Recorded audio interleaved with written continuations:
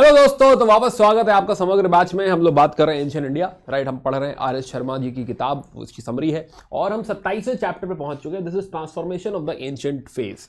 This is very very important chapter because this helps us understand कि ancient India से जब हम medieval India की तरफ बढ़ते हैं तो बदलाव क्या आ गया, ऐसा क्या चेंज हो गया कि हम बोलेंगे कि इसके पहले एंशिएंट इंडिया है लेकिन अब यहां से मेडिवल इंडिया चालू हो रही है। ये बात भी हमें बहुत समझ में आएगी। प्लस एक बात और समझ में आएगी कि मेडिवल का जो ओवरऑल पॉलिटिकल सिस्टम है, सोसाइटी है, इकोनॉमी है, उसके बारे में भी हमें काफी चीजें पता चलेंगी जब हम इस चैप्टर को पढ़ते हैं। तो मेंस पर्सपेक्टिव से भी ये चैप्टर काफी इंपॉर्टेंट है, राइट। तो मैं चाहूंगा कि इस पर थोड़ा सा फोकस किया जाए, इसे डिटेल में थोड़ा समझा जाए। तो मैं Abhishek Srivastava, am core faculty PW only IAS। मैं आपको हिस्ट्री और कल्चर पढ़ाता हूँ, राइट। बाकी आप मेरे बारे में पढ़ लें, कहानी आगे बढ़ाते हैं। बात करते हैं ट्रांसफॉर्मेशन की। तो हम बात समझेंगे थोड़ा सोशल क्राइसिस, इसमें बहुत इंपॉर्टेंट टॉपिक है लैंडलॉर्ड्स, इसे समझेंगे। फिर जो नई एग्रीकल्चरल इकोनॉमी आ रही है, ट्रेड वगैरह में फर्क पड़ रहा है, उसे समझेंगे। और फिर सोसाइटी के जो बदलाव आ रहे हैं इनको जो है हम थोड़ा यहाँ पे समझने की कोशिश करेंगे। तो आइए बात शुरू करते हैं। तो दिस इज अबाउट कि हाँ, ये सोशल क्राइसिस क्या है। तो वापस मैं आपको टाइमलाइन पे अगर देख रहा हूं तो हमें दिखेगा कि कुशान एरा या फिर मर्केंटाइल एरा जो हम बात करते हैं, right, let's say this is, इसके पहले यहां पे मार्क करते हैं let's say modern age, modern era. और 200 BC से अगर मैं कहानी आगे लेके चलूं तो थोड़ा सा पीछे ले, 200 BC and now this is let's say 0, 100, 200, 300, 400, 500, 600 and 700, right. तो हम बेसिकली जो पॉइंट डिस्कस करने वाले वो ये वाला जोन है कि गुप्ता के बाद क्या हो रहा है या हर्षवर्धन के साथ साथ जो है सोसाइटी में जो बदलाव आ रहे हैं, एंड में टुवर्ड्स द एंड हम क्या चेंजेस देख रहे हैं। This is something we are going to discuss over here now. यहां पे पुराणों में एक जिक्र है कलयुग का कि हाँ, कलयुग आ जाता है। तो आप देखोगे कि रफली 3rd सेंचुरी 4th सेंचुरी के आसपास there is a term used which is called as कि हाँ, यहां कहीं बात हो रही कलयुग। ऐसा सुना भी होगा आपने कि घोर कलयुग चल रहा है, कलयुग। तो कलयुग क्या है, पहले इस बात को समझते हैं कि कलयुग क्या है। नाउ इसके पहले अगर हम देखें, स्पेशली फ्रॉम द वैदिक एरा, मॉडर्न से भी और पीछे अगर हम जाएं तो हम वैदिक एरा की बात करते हैं। वैदिक एरा, हम यहां पे बात करते हैं कि सोसाइटी जो है वो 4 फोल्ड सोसाइटी है, वर्ण सिस्टम है, राइट। वर्ण सिस्टम की हम बात करते हैं कि हाँ, there are Brahmins, Kshatriya, Vysya and Shudras. अब यहां इनिशियल सिस्टम में, इनिशियल स्टेज में हम समझते हैं कि ये जो वर्ण सिस्टम है, दिस ऑल्सो मीन्स कि हाँ, ये कोई सोशल ऑर्डर दिखा रहा है। वैश्य एंड शूद्र, ये कोई सोशल ऑर्डर दिखा रहा है जिसमें जो वैश्य है, वैश्य का पर्पस है प्रोडक्शन, वैश्य का पर्पस है let's say agriculture, trade, merchant, ऐसा काम जो है वैश्य करता है। Technically Vysya is suppose to पे द टैक्सेस, और इन्हीं टैक्सेस के द्वारा जो क्षत्रिय है या फिर जो किंग है, राइट, किंग्स स्पेशली जो रूलिंग क्लास है, रूलिंग क्लास को क्या मिलता है, रेवेन्यू मिलता है। और जब उसे रेवेन्यू मिलता है तो इसी से वो सारी सैलरी वगैरह पे कर पाता है। सेम ब्राह्मण्स को भी इसी बहाने इसी के थ्रू क्या मिल रहा है, इसी वैश्य या फिर राजाओं के थ्रू क्या मिल रहा है, प्रिविलेजेस मिल रहे हैं, पैट्रनेजेस मिल रहे हैं, और वो भी सर्वाइव कर पा रहे हैं। सेम जो लेबर वाला वर्क है, राइट, मीनियल टास्क है, मीनियल टास्क डिवोट किया गया है शूद्रास को, मीनियल टास्क या फिर लेबर्स। ना ये सिस्टम एग्जिस्ट करता था, या फिर ये इनिशियल सिस्टम जो है बनाया गया था, जो कहीं ना कहीं दिखा रहा है सोशल ऑर्डर, राइट, कि दिस शोज सोशल ऑर्डर। किसी बहाने सोसाइटी ऑपरेट कर रही है, सोसाइटी फंक्शन कर रही है। बट अगर जो वर्ण है, वर्ण अगर अपने फंक्शन को करना बंद कर दे, अगर वर्ण रिवोल्ट करना चालू कर दे तो क्या होगा, बदलाव होने लगेगा। नाउ अब ये रिवोल्ट क्यों है, अगर ये सिस्टम चल रहा है, सही चल रहा है, तो फिर रिवोल्ट की बात कहां से आ रही है ना। उसके लिए एक और बात मुझे आपको याद दिलानी पड़ेगी कि हम लोग बात कर रहे थे कि मॉडर्न एम्पायर में भी इकोनॉमी अच्छा ग्रो कर रही थी, और स्पेशली जो मर्केंटाइल एरा है, मर्केंटाइल एरा 200 से 300 के आसपास भी इकोनॉमी अच्छा परफॉर्म कर रही है, बट आगे की तरफ इकोनॉमी डिक्लाइन कर रही है। ऐसा हम लोगों ने पीछे पढ़ा है। जब इकोनॉमी डिक्लाइन कर रही है, इसके पीछे कहीं ना कहीं कारण क्या है कि ट्रेड डिक्लाइन हो रहा है, right. Now again coming back, तो अगर हम कहें कि इकोनॉमी का डिक्लाइन है, और जब इकोनॉमी का डिक्लाइन होगा तो इकोनॉमी में आती है दो चीजें, एक होता है ट्रेड और एक होता है एग्रीकल्चर। चीजें देखिए काफी हद तक एक दूसरे से कनेक्टेड है। जब जब जो है ट्रेड डिक्लाइन होने लगेगा तब रेवेन्यू पे फर्क पड़ने लगेगा, राजा का जो रेवेन्यू है उस पर फर्क पड़ने लगेगा। जब राजा के रेवेन्यू पे फर्क पड़ने लगेगा या ओवरऑल रेवेन्यू कलेक्शन पे फर्क पड़ने लगेगा, तब राजाओं को क्या लगेगा, राजाओं को या फिर ओवरऑल जो भी डिसीजन मेकिंग जो है यहाँ पे डिसीजन मेकर्स कोशिश करेंगे इसको कंपनसेट करने की वाया एग्रीकल्चर। जब एग्रीकल्चर से कंपनसेट करेंगे तो टैक्सेस बढ़ जाएंगे, तो जो लोग टैक्स दे रहे हैं, फॉर एग्जाम्पल पेजेंट्स, किसान, तो वो क्या करने लगेंगे, वो रिवोल्ट करने लगेंगे और वो कहेंगे कि हम टैक्स नहीं कर देंगे। तो technically this is the reason कि जो भी टैक्सेशन वगैरह मिल रहा था अब टैक्सेशन प्रॉपर्ली नहीं मिल पा रहा है, और जो सोशल ऑर्डर अब तक ऑपरेट कर रहा था अब वो सोशल ऑर्डर ऑपरेट करने में दिक्कत हो रही। राइट, यही कारण है, इसको कहा गया है कि इस एरा को, कि जब इस तरह से जो है वर्ण अपना फंक्शन पूरी तरह से नहीं कर रहे हैं, सारे वर्ण अपना फंक्शन नहीं कर रहे हैं, तो दैट इज द पॉइंट जहां पे कलयुग है। इसको कहा गया है वर्ण समकारा, वर्ण समकारा।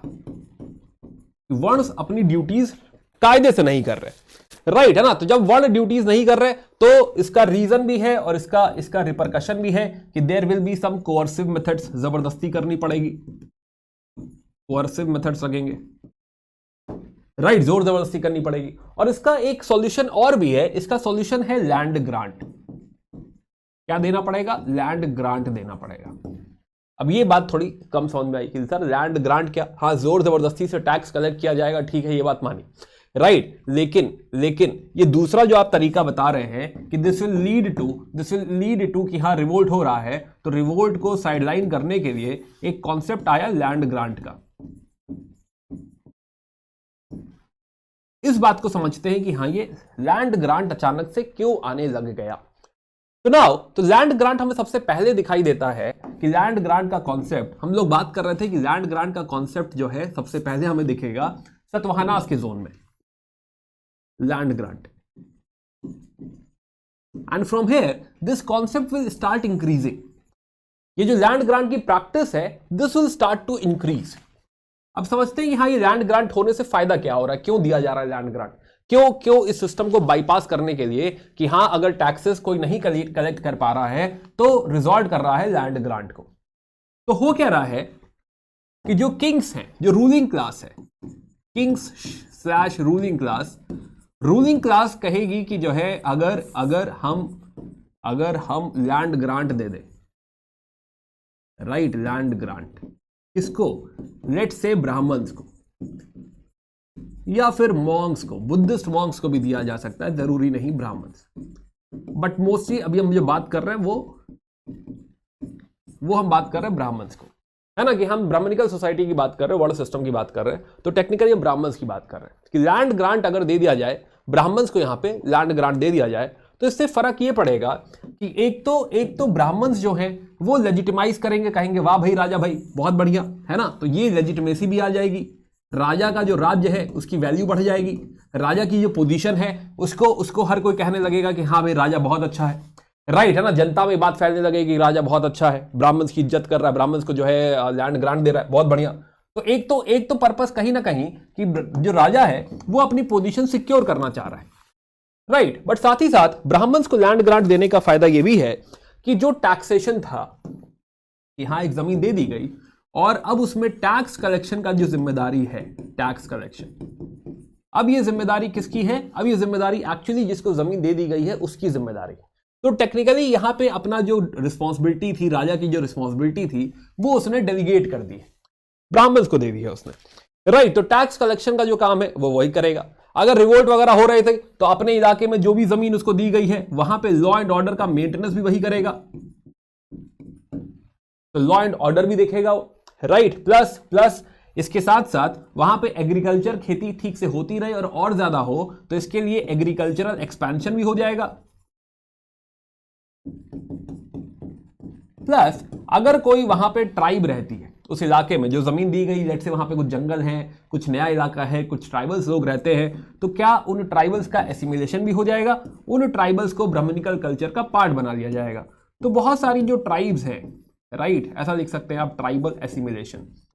तो दिस विल लीड टू, एक तीर से कई सारे जो है निशाने एक साथ लग जाएंगे कि टैक्स कलेक्शन भी उस इलाके में हो जाएगा, लॉ एंड ऑर्डर भी वहां पे मेंटेन करने का काम उसका है जिसकी जमीन है, प्लस जो है वहां पे एग्रीकल्चर भी हो रहा है, ज्यादा एग्रीकल्चर हो रहा है, और ट्राइबल एसिमिलेशन भी हो रहा है। तो ये सारा पर्पस जो है ये काफी हद तक सॉल्व हो जाएगा because of this practice of land grant. तो जो जमीन देने की, जो भूदान देने की, जो जमीन दान देने की जो प्रक्रिया है, ये प्रक्रिया जो है राजाओं को या फिर ओवरऑल सोसाइटी में नए सोशल ऑर्डर को स्थापित करने में काफी मदद करेगी। Now this is start to happening, right, है ना, कि अभी क्या है, ये धीरे धीरे लैंड ग्रांट की प्रवृत्ति बढ़ती जा रही, राइट। चलिए, तो अब बात शायद समझेंगे आप। चलिए आइए बात करते हैं। तो हम बात कर रहे हैं कि हाँ भाई, लैंड ग्रांट जो है one of the most important factor जो इस ट्रांजिशन में मदद करेगा, राइट। एक कीवर्ड अगर कोई है तो वो है लैंड ग्रांट। एंशिएंट से मेडिवल के ट्रांजिशन में सबसे बड़ा अगर कोई फैक्टर है तो वो है लैंड ग्रांट, कि हाँ जमीनें दी जा रही, राइट। सुनाओ तो हमने समझा कि हाँ इस जमीन देने की वजह से जो राजा की पोजीशन है, राइट, वो कहीं ना कहीं क्या हो रही है, ज्यादा सिक्योर हो रही है। अब ऐसा लग रहा है कि राजा कितना धार्मिक राजा है ना, रिलीजियस मेरिट उसका बढ़ रहा है, प्लस सब उसकी तारीफ कर रहे हैं, सारे जो स्कॉलर्स हैं राज्य में, ब्राह्मण्स हैं, वो उनकी तारीफ कर रहे हैं कि राजा कितना अच्छा है, सूर्यवंशी है, चंद्रवंशी है, कितना बढ़िया राजा, तारीफ हो रही है। तो राजा की पोजीशन भी यहां पे सिक्योर हो गई, right. But most importantly it was because of the crisis, because of the कलयुग जिसकी हम बात कर रहे थे। या सुनाओ, तो हमने समझा कि हाँ पुरानी सोसाइटी की कहानी समझी, प्लस हमने समझा कि हाँ ये जो कलयुग की जो बात हुई है, राइट, है ना, ये क्या था, और फिर उसकी वजह से जो है क्या हुआ, लैंड ग्रांट का कॉन्सेप्ट आया। तो टैक्सेस कलेक्टेड फ्रॉम द वैश्यर्स एंड ऑल, अब इससे क्या होगा, अब तक क्या था कि इसी पैसे से पूरा खर्चा वगैरह निकल रहा था, लेकिन अब ये खर्चा वगैरह निकलना मुश्किल हो रहा था, and that is the reason कि लैंड ग्रांट का कॉन्सेप्ट यहां पे आ गया, है ना। तो पहली बात हमने समझी लैंड ग्रांट की, हाँ रिस्पॉन्स क्या है, रिस्पॉन्स हमने समझा कि हाँ ये पूरी चीज जो हो रही है इसके पीछे कहीं ना कहीं land grant will become like one shot strategy, कि अगर आप जमीन दान दे दें तो बात बन जाएगी। या सो ये हमने पहली बात करी कि हाँ जो है क्या बदलाव आया इसमें। Now let's talk about rise of landlords, कि हाँ ये जो लैंड ग्रांट दिया, तो ये जो नई जो जनरेशन क्रिएट हो रही है, जो लैंडलॉर्ड्स जनरेशन है, आइए इनके बारे में बात करते हैं कि हाँ ये क्या है। Now so technically again let's bring that slide forward.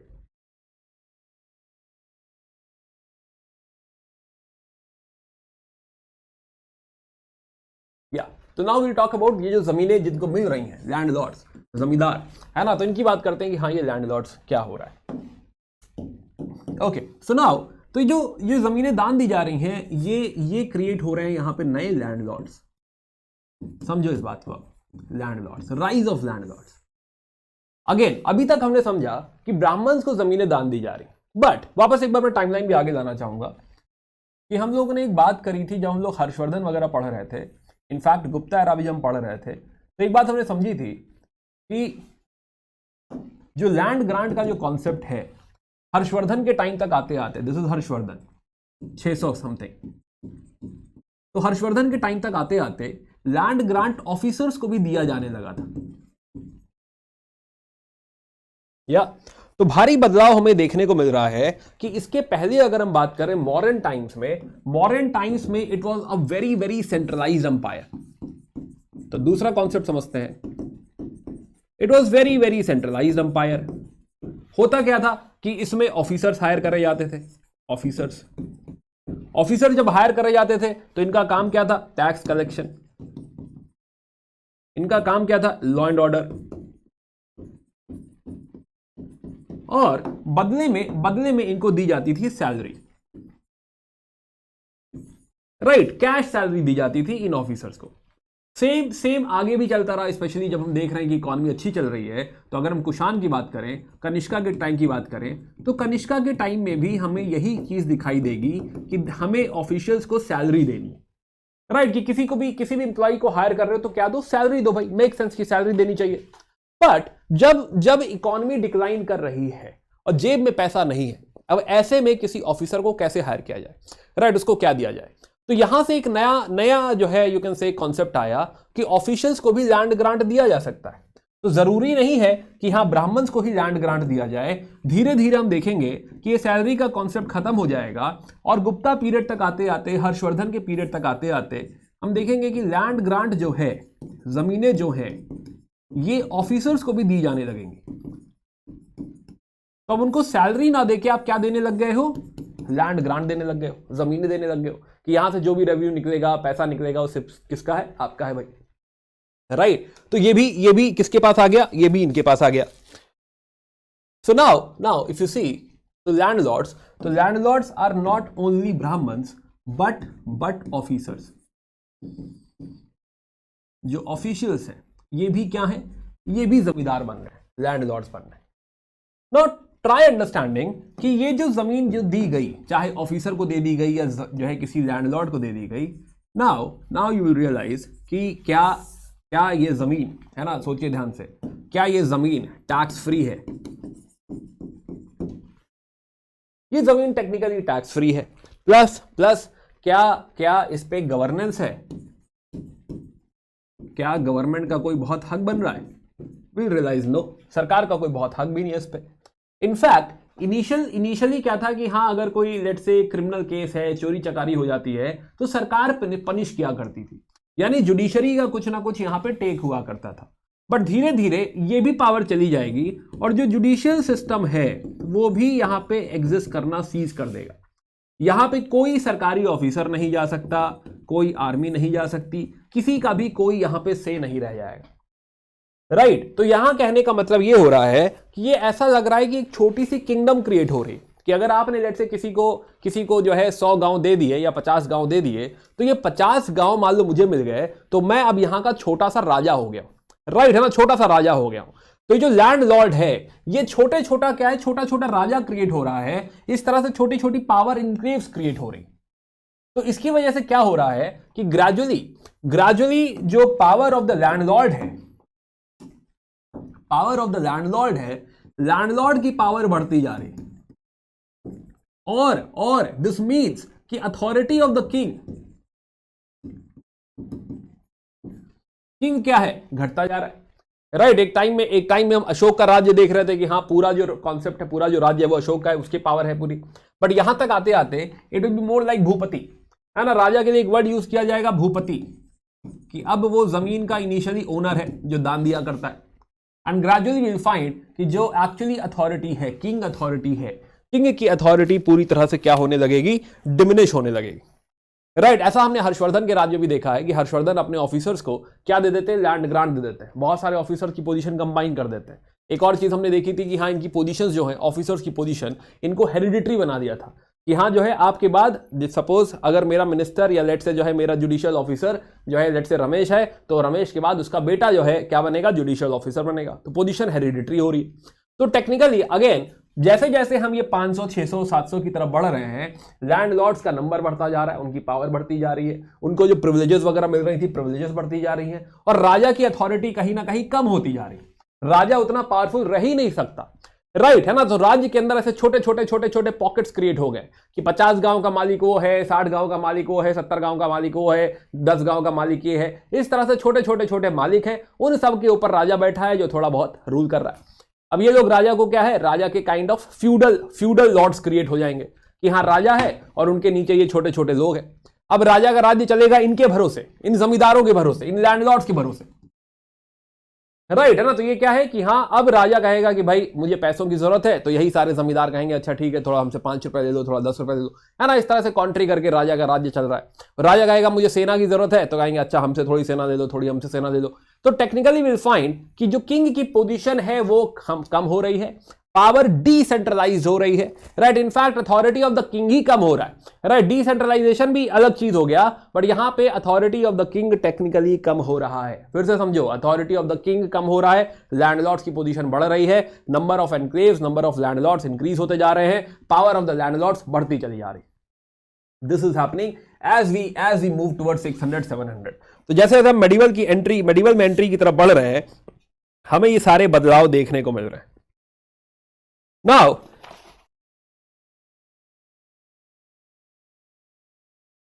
तो ये हमने बात करी लैंडलॉर्ड्स की, तो हमने लैंडलॉर्ड्स की कहानी समझी।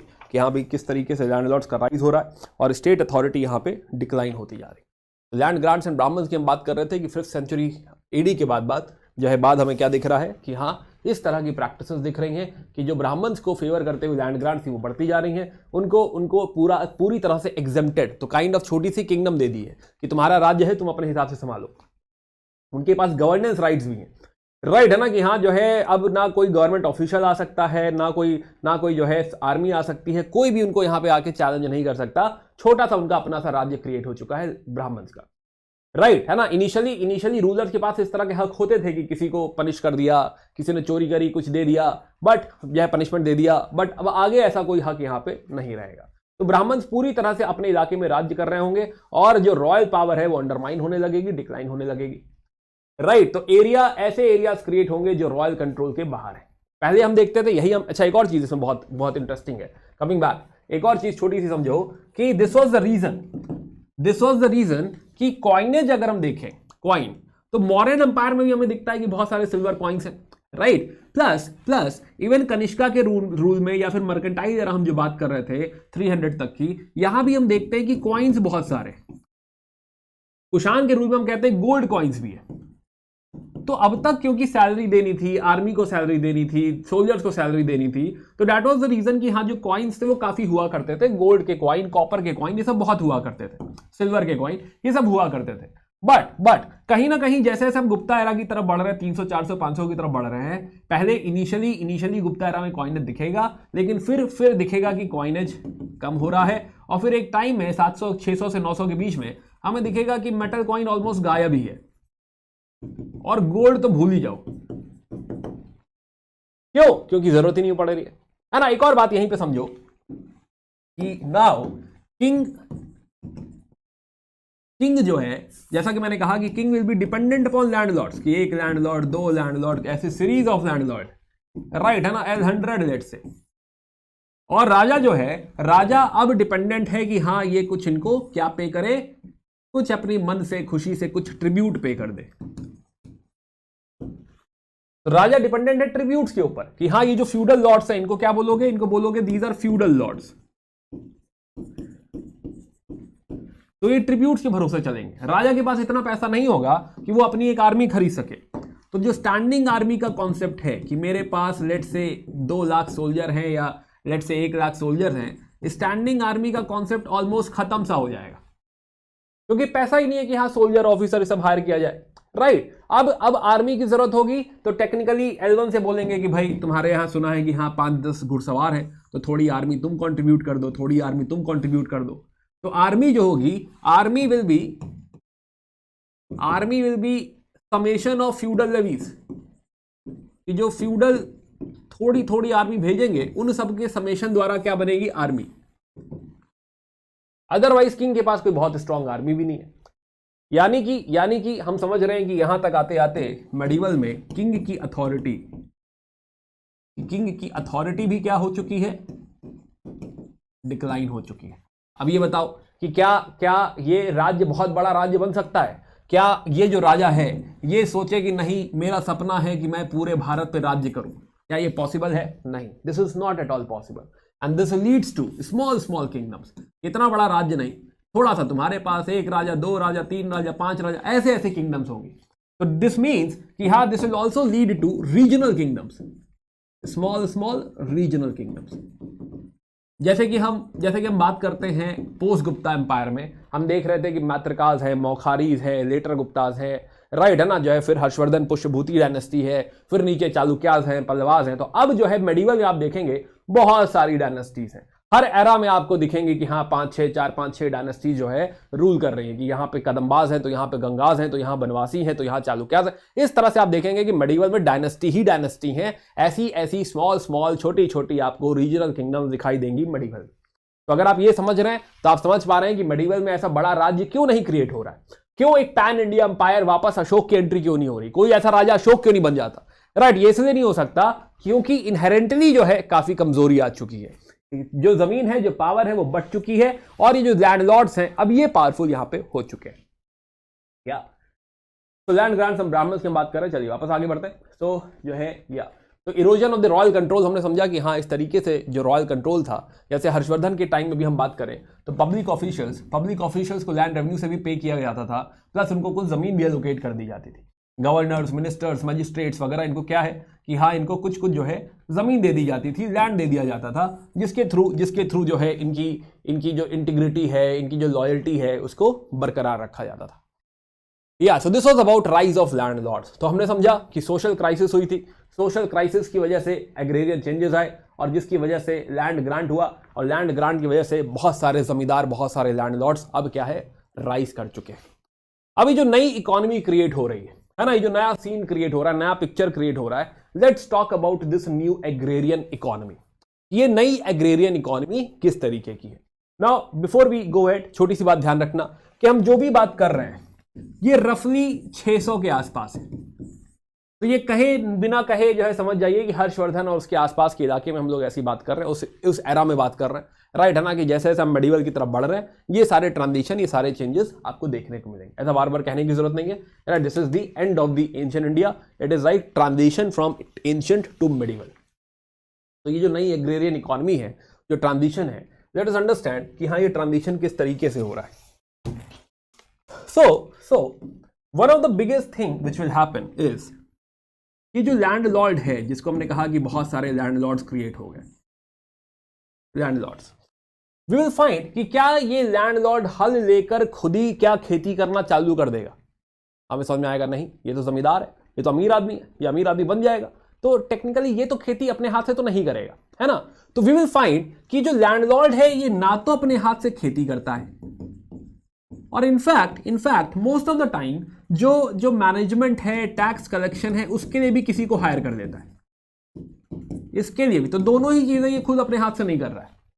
दोनों के लिए क्या रख लेगा भाई, बड़ा आदमी दोनों के लिए क्या रख लेगा, लोग रख लेगा कि हाँ भाई आप लोग करिए, हमें करने की जरूरत नहीं। तो टेक्निकली बिकॉज ऑफ दिस जो किसान है, राइट है ना, आप उसे कह लीजिए किसान, या इनकी जमीन पर काम करने वाला, अधिया पे काम करने वाला, या शेयर क्रॉपर, कि थोड़ा सा आपका जो भी पैदा होगा थोड़ा सा आपका, थोड़ा हमारा। शेयर क्रॉपर मतलब मान लो मैं किसी की जमीन पे जाके काम करूं और कहूं कि जो भी कुछ प्रोड्यूस होगा उसमें 50% तुम्हारा, 50% मेरा, जो भी नेगोशिएशन हो, 40% 60%, है ना, जो भी नेगोशिएशन हो। तो now there will be a concept of peasant and sharecroppers. Now अब ये जो पेजेंट या फिर शेयर क्रॉपर्स क्रिएट हो रहे हैं, ये पर्टिकुलर लैंड के साथ एसोसिएट हो जाएंगे कि हाँ जो है ये वाली जो जमीन है, ये जो जमीन है इसके साथ they are attach to a land, यहां पे। बट क्या ये ओनर है? नहीं। क्या इनकी कोई लीगल ओनरशिप है इसकी? नहीं, ऐसी कोई ओनरशिप नहीं है। तो टेक्निकली दे आर मोर और लेस लाइक किराएदार, है ना, मोर और लेस लाइक टेनेंट, या फिर टेम्परेरी ओनरशिप मान लो कि हाँ कुछ टाइम के लिए मालिक ने दे दी, लैंडलॉर्ड ने दे दी कि आप लोग यहाँ पे क्या करिए, खेती करिए। तो सेम चीज हमें बहुत सारे ट्रैवलर्स ने भी बताया, जैसे कि हमें इन बातों का पुख्ता सबूत हमें मिलता है जब हम ट्रैवलर्स का अकाउंट वगैरह देखते हैं। फॉर एग्जाम्पल इत्सिंग, तो हम बात कर रहे थे कि इत्सिंग आए थे 670 के आसपास, हर्षवर्धन के बाद, राइट है ना। तो 670 अगेन 600 प्लस में बात कर रहे हैं। तो जब इत्सिंग आए तो इत्सिंग कहते हैं कि उन्होंने देखा कि यहाँ पे जो मोनास्ट्रीज हैं, बुद्धिस्ट मोनास्ट्रीज, उन्होंने बहुत सारे सर्वेंट रखे हुए हैं खेती करने के लिए। मतलब मोनास्ट्रीज को जमीन दी गई थी, मोनास्ट्रीज जो सर्वेंट्स हायर करे और उनसे खेती कराई। सेम बात हुएनसांग भी कहते हैं। हुएनसांग कहते हैं कि जो शूद्रास है, शूद्रास ये एग्रीकल्चरिस्ट है, एग्रीकल्चर कर रहे हैं। नाउ अब एग्रीकल्चर जो था, हमने बात करी थी वैश्य जो थे वो किया करते थे, लेकिन अब जो वैश्य हैं, वैश्य भी कर रहे हैं और साथ में शूद्र भी कर रहे हैं। तो कहीं ना कहीं ये भी बात को जो है हमारी प्रूव करता है कि हाँ ये जो इनकी बात है कि शूद्र भी क्या एग्रीकल्चर ही कर रहे हैं, कि बाकी जो भी मिल रहा है, जो भी लेबर मिल रहा है, वो सब एग्रीकल्चर ही कर रहे हैं, क्योंकि वही अब इकोनॉमी में मेन रह गया है। नाउ प्लस एक और बात यहां पे जो समझ में आई कि ये जो जमीन है, राइट है ना, for example there is one land, और अगर मैं यहां पे किसान हूं और ये जमीन, ये लेट से 200 गांव, ये मेरा गांव है मान लो, और ये जो 500-200 गांव है ये किसी एक्स को दान दे दिया गया है। In that case I am suppose to stay here, I am suppose to remain on the land.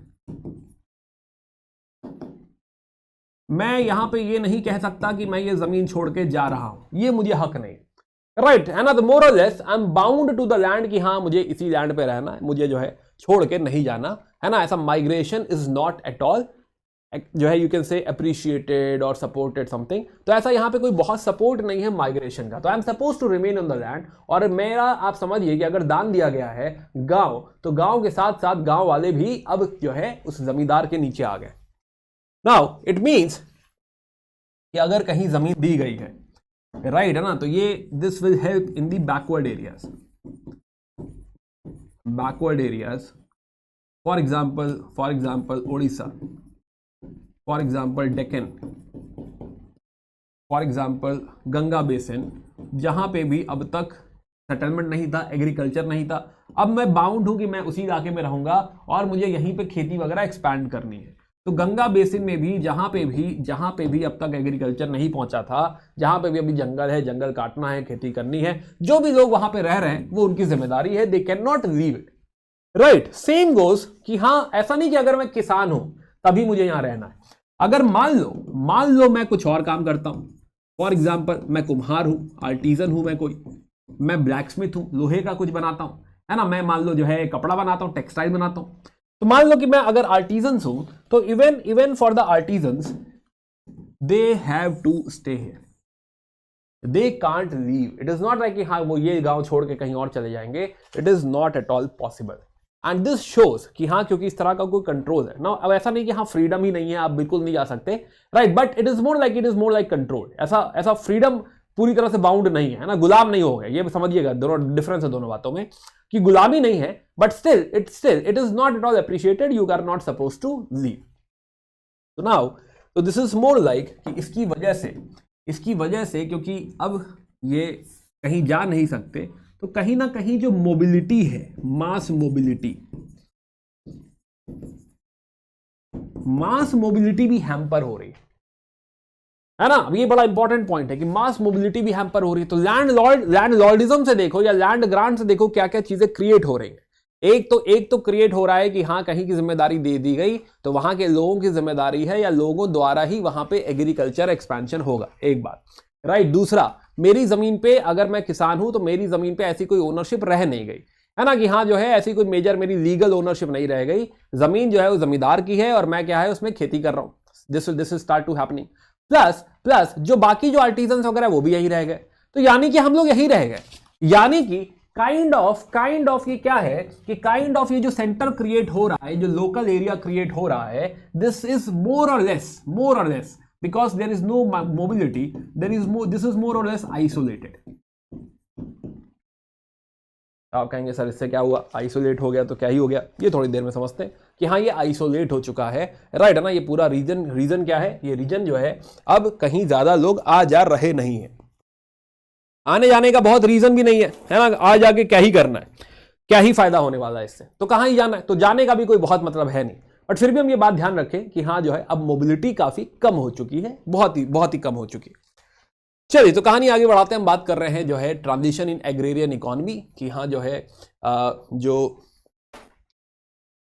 तो हम बात कर रहे थे न्यू एग्रेरियन इकोनॉमी की, कि जो लैंडेड बेनिफिशियरीज थे वो पीजेंट्स द्वारा या शेयर क्रॉपर्स द्वारा उनके द्वारा यहाँ पे खेती करेंगे। ऐसा हमें इत्सिंग ने भी बताया, ह्यूएनसांग ने बताया कि हाँ ऐसा कुछ यहाँ पे हो रहा है। ह्यूएनसांग भी इसी बात को कंफर्म कर रहे थे, सेम गोज विद इत्सिंग ने भी इसी बात को कंफर्म किया है। तो दोनों ही जो ट्रैवलर इंडिया आए हैं, चाइनीज ट्रैवलर हैं, दोनों इंडिया आए, दोनों की बातों से हमें पता चलता है कि हाँ ऐसा कुछ सोसाइटी में हो रहा था।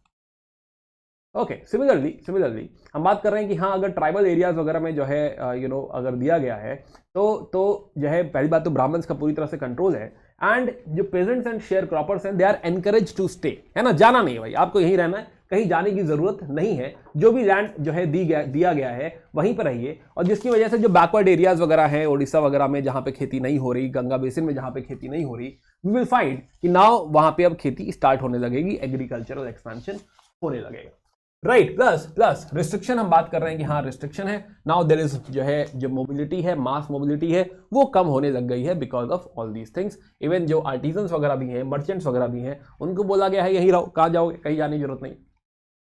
तो this is new economy which seems like very isolated, right, जहां पे एग्रीकल्चर जो है करना पड़ रहा है और जो किसान है उसकी ओनरशिप भी नहीं। नाउ लेट्स टॉक अबाउट कि ट्रेड और टाउन पे क्या फर्क पड़ रहा है बिकॉज ऑफ ऑल दिस। तो पहले इन जनरल ट्रेड की बात करते हैं कि ट्रेड तो एनीवे डिक्लाइन पे ही था। कहानी मैंने यहीं से शुरू करी थी कि ट्रेड तो डिक्लाइन पे है ही। तो let us some of this as well कि अगर हम देखें कि ट्रेड डिक्लाइन, वापस इस बात को कनेक्ट करें तो थर्ड सेंचुरी के आसपास जो रोमन अंपायर वाला ट्रेड है, रोमन अंपायर, ये वाला ट्रेड बंद हो गया, राइट। रोम ने हमारे साथ ट्रेड करना बंद कर दिया। फिर रोमन अंपायर डिक्लाइन भी कर रही है। तो जो बचा खुचा था 550 तक आते 550 रोमन अंपायर का जो eastern part, right, which is Byzantine umpire plus हम ईरान के साथ ट्रेड कर रहे थे, ईरान, ये दोनों ट्रेड भी खत्म हो गया 550 तक आते। क्यों भाई, क्यों खत्म हो गया? क्योंकि हंस इन्वेजन वगैरह हो रहा था, हमें एक्सेस था नहीं लैंड रूट्स वगैरह को, and that is the reason कि ये ट्रेड भी क्या हुआ 550 तक आते खत्म हो चुका है। अब बचा खुचा ट्रेड, याद आएगी आपको बात कि हम लोगों ने बैलेंस करने की कोशिश करी इस ट्रेड को via trade with China, via trade with south East Asia, इसके थ्रू हमने बैलेंस करने की कोशिश करी कि हम ये जो भी नुकसान हो रहा है इसे बैलेंस कर लें। But it is not possible, क्योंकि यहां पे इतना पैसा है ही नहीं, तो इस ट्रेड में इतना अमाउंट है ही नहीं कि हमारे रोमन ट्रेड को बैलेंस कर दे, राइट। एक बात तो, पहली बात तो, एक तो इतना पैसा नहीं है, और दूसरी बात कि इसी समय में इसी जोन में क्या हो रहा है, अरब्स का राइज हो रहा है। तो जो भी ट्रेड हो रहा है वो टेक्निकली डोमिनेटेड बाय अरब्स है। अरब्स ट्रेड करेंगे हमारे थ्रू, चाइना के थ्रू, साउथ ईस्ट एशिया के थ्रू, but they are the one who be getting benefited from it. हमसे सामान खरीदेंगे तो सस्ते में लेके जाएंगे, राइट, जाके कहीं बेच देंगे, या हमारे यहां भी सामान आके अगर बेच रहे हैं तो फायदा किसको हो रहा है? अरब्स को हो रहा है। अरब्स टेक्निकली यहां पे मिडिल मैन की तरह बिहेव कर रहे हैं। तो फायदा, ये भी फायदा हमको मिल नहीं रहा। तो टेक्निकली अगर हम ट्रेड देखें तो ट्रेड हमारा काफी बुरी हालत में है, डिक्लाइन की स्थिति में यहां पे दिखाई दे रहा है। इनफैक्ट अरब का जो ट्रेड है वो राइज होता चला जाएगा, एंड पहले ही मिडिलमैन है, एंड फिर धीरे धीरे इनकी मोनोपोली हो जाएगी, and between 600 to 900 it is all Arabs. तो 600 से 900 के बीच में हम देखेंगे कि हाँ, इट इज अरब मोनोपोली, अरब ही पूरी तरह से इंडियन एक्सपोर्ट कर रहे हैं। इंडियन एक्सपोर्ट के मालिक एक्चुअली अरब्स हो चुके हैं। एंड यही दौर था जब हम कह रहे थे कि अब कॉइनेज वगैरह की वो क्या ही जरूरत रह गई, राइट, क्या ही करेंगे सिक्कों का। तो इस दौर में ना ही मेटल मनी है ना, स्पेशली गोल्ड कॉइन वगैरह हम देखेंगे, गोल्ड कॉइन खत्म हो चुका है, गोल्ड कॉइन की बात ही नहीं कर रहा कोई। So now we don't have gold coins and all. This is the main reason. Now, another thing which could have saved us, right, है ना, कि हाँ एक जो चीज हमें बचा सकती थी, एक डिमांड जो इंडिया में है इस समय जो है 500-600 के आसपास, एक डिमांड बढ़ रही है इंडिया में घोड़े की। किसकी डिमांड हो रही है? हॉर्सेस। तो हॉर्सेस की डिमांड जो है वो बहुत बढ़ने लगी। कौन खरीदना चाहता है ये हॉर्सेस?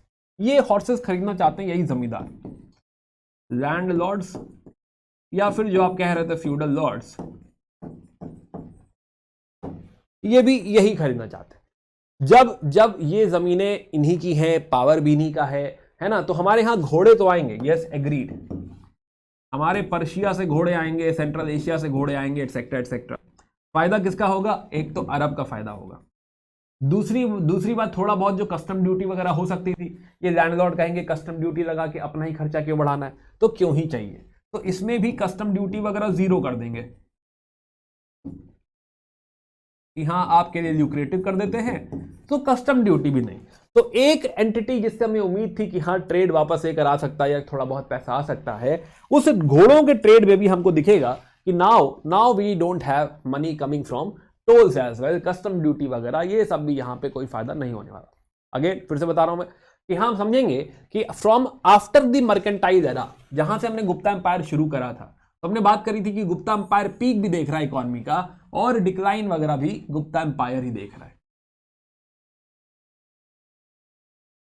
राइट, है ना। तो इकोनॉमी डिक्लाइन जो है, दिस इज समथिंग जो हमने पहले भी समझा हुआ है, and this is the reason behind the decline of the economy. Especially जब हम ये इकोनॉमी की बात करते हैं तो ट्रेड इकोनॉमी की बात करते हैं कि ट्रेड इकोनॉमी इस वजह से डिक्लाइन कर रही थी। अब जब ट्रेड डिक्लाइन होने लग गया तो दिस इज ऑटोमेटिक कि हाँ अब हमारा इसकी वजह से, बिकॉज ऑफ ऑल दिस, हमारे पहले क्या हुआ करते थे, अर्बन सेंटर हुआ करते थे, हमारे अर्बन सेंटर्स। तो now this goes without saying कि हमारे जो अर्बन सेंटर्स हैं क्या वो भी डिक्लाइन करने लगेंगे? हाँ, वो भी डिक्लाइन करने लगेंगे। पहले पटना प्रोमिनेंट था, पाटलिपुत्र, अब पाटलिपुत्र भी गायब सा होने लगेगा। मथुरा, कौशाम्बी, लाल किला, अब ये सारे जो शहर हैं, क्योंकि इन शहर का जो सोर्स था, सोर्स ऑफ जो है यू कैन से रेवेन्यू था, वो ट्रेड हुआ करता था, ट्रेडिंग सेंटर थे, मेन इंपॉर्टेंट सेंटर थे। कि हम बात करते हैं कि हाँ हमारे ऐसा दक्षिण पथ था, राइट, उत्तर पथ था। अब जब जो है ट्रेड ही नहीं रहा तो काहे का पथ, है ना, तो पथ वथ का कोई मतलब नहीं रह गया। तो जब ट्रेड नहीं है तो हाँ ये सारे जो शहर हैं ये सारे डिक्लाइन करने लगेंगे। तो अर्बन डिक्लाइन भी होने लग जाएगा, हाँ हमारे अर्बन सेंटर्स भी क्या होने लगेंगे, अब गायब होने लगेंगे। तो नाउ दिस इज कि हाँ ट्रेड भी डिक्लाइन हो रहा है, हमारे टाउन्स भी डिक्लाइन हो रहे हैं, अर्बन सेंटर भी डिक्लाइन हो रहे हैं। क्या क्रिएट हो रहा है? छोटे छोटे छोटे छोटे ऐसे हमारे पावर सेंटर्स यहाँ पे क्रिएट हो रहे हैं, राइट। तो decay of towns and urban centres की हम बात कर रहे हैं कि हाँ ये किस तरीके से हो रहा है, राइट। हमने समझी इस बात को। तो हमने पहले समझा कि हाँ जो है during Satavahanas कुशानस during mercantile era क्या था कि हाँ अच्छा खासा पैसा हुआ करता था, राइट, फ्लरिश किया करता था, है ना, कि हमें पता है, पहले हमने बात करी। लेकिन नाउ वी नो कि जो है all these towns will start to decline, like Purana Qila, Mathura, Hastinapur, Shravasti, Kaushambi, जो है राजगीर, चिरंद, वैशाली, ये सारे जो सेंटर्स हुआ करते थे एंशिएंट इंडिया के मेन सेंटर जो हम लोगों ने पढ़े हैं अलग अलग टाइम में, now the centres are not prominent, right. अब ये जो है अर्बन सेंटर्स उतने इंपॉर्टेंट नहीं रहे, now they are declining.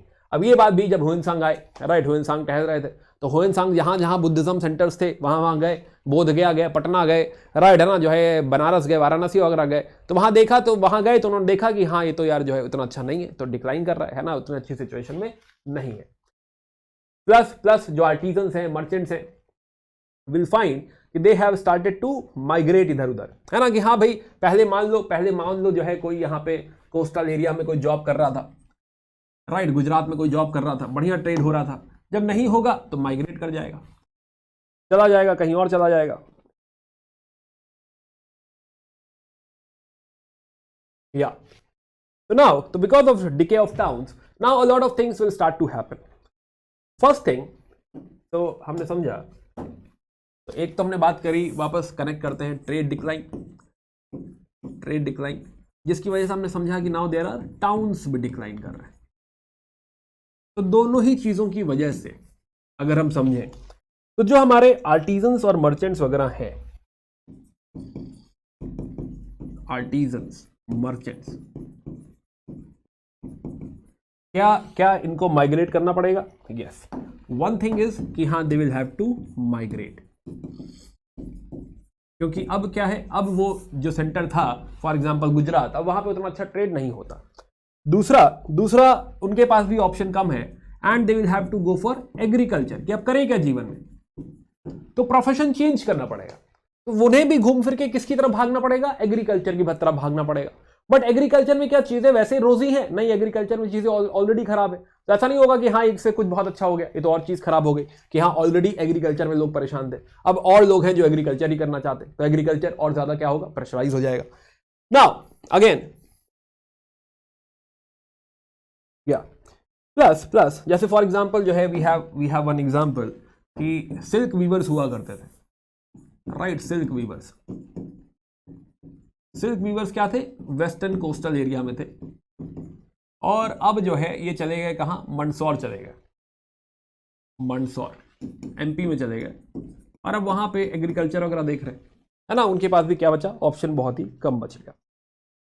One more thing started to happen कि हाँ कुछ जो मर्चेंट्स रहे होंगे, there will be one more thing, कुछ मर्चेंट्स रहे होंगे जो बहुत पैसे वाले मर्चेंट रहे होंगे, है ना, कि there will be some exception as well, कि हाँ मान लो कोई है जो लेट्स से टुडे कोई बहुत बड़ा businessman, for example Reliance, Ambani, कोई ऐसा बहुत बड़ा businessman, just for the sake of hypothetical discussion, कि हाँ मान लो कोई बहुत बड़ा बिजनेसमैन है, और अगर उसे कल को प्रोफेशन चेंज करना पड़ा तो क्या वो गाँव चला जाएगा, राइट, है ना, वो गाँव थोड़ी चला जाएगा खेती करने, वो कहेगा नहीं मैं कुछ और कर लूंगा, कोई और चीज में इन्वेस्ट कर दूंगा समथिंग, तो वो खुद चेंज कर लेगा।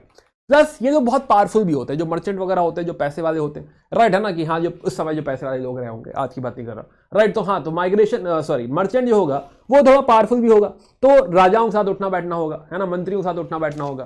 तो ये भी कहेगा कि सर मुझे भी क्या दे दो, लैंड ग्रांट दे दो। अब आप कहेंगे चलो ये कहेगा लैंड ग्रांट दे दो, बट राजा दे क्यों देगा? ये कहेगा कि सर मैं बहुत अच्छा मैनेजर हूं, आपको चाहिए क्या, agricultural expansion, law and order करके दूंगा। अ lot of merchants will become manager, कि हाँ जो है मैं आपकी लैंड ग्रांट मैनेज कर दूंगा। Not only here, may be किसी ऑलरेडी किसी का लैंड ग्रांट है, फॉर एग्जाम्पल किसी टेम्पल का, राइट, किसी मोनास्ट्री का जहां पे मॉन्क्स रहते हैं, उनके पास जमीनें हैं, उन्हें मैनेज करने के लिए कोई चाहिए, कहेंगे अरे हम कर देते हैं, हमको बिजनेस मैनेजमेंट का बहुत, हमने एमबीए कर रखा है, राइट, है ना, तो हमें बिजनेस मैनेजमेंट का बहुत अच्छा आइडिया है, एंड जो है वी कैन डू दिस। तो lot of merchants will become managers, कि हाँ चलो हम आपके लिए मैनेज कर देते हैं। तो एक रास्ता कुछ डेफिनेटली कुछ पैसे वाले लोगों के लिए, या फिर जो है जिनका नेटवर्क बहुत अच्छा होगा, एक रास्ता उनके लिए खुला है। Otherwise it is more about migration, it is more about agriculture, कि या तो कुछ ऐसा और बिजनेस करने की कोशिश करेंगे या फिर एग्रीकल्चर की तरफ शिफ्ट हो जाएंगे।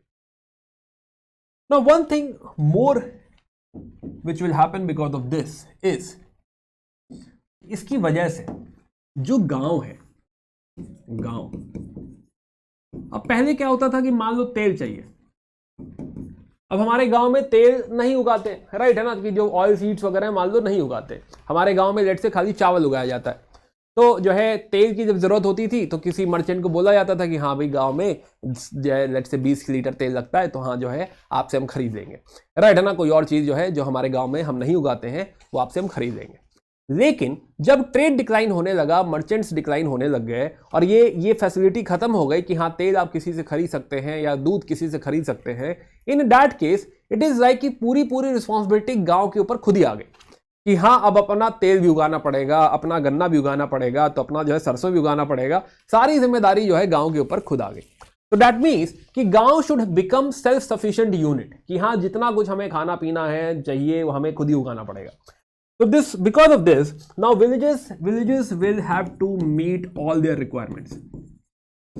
आप कहेंगे अच्छी बात है ये, नहीं ये कोई बहुत अच्छी बात नहीं है, आप कहेंगे सेल्फ सफिशिएंट विलेज, हाँ सुनने में अच्छा लगता है but it is not good, क्योंकि अब ये सब खुद उगा रहे हैं, राइट, प्लस अब ये जब उगाने के लिए मान लो लेट से टेक्सटाइल है, कहीं से नहीं आ सकता, खुद अपना कपड़ा बना रहे हैं, तो क्या होगा कि they will have to create very small units, तो स्मॉलर यूनिट्स ऑफ प्रोडक्शन होंगे, स्मॉल यूनिट्स ऑफ प्रोडक्शन, तो ये कभी स्केल नहीं कर पाएंगे, ये कभी आप सोचिए कि इससे कभी ट्रेड मर्चेंट वापस ग्रोथ हो जाए, ये चीज कभी नहीं हो पाएगी।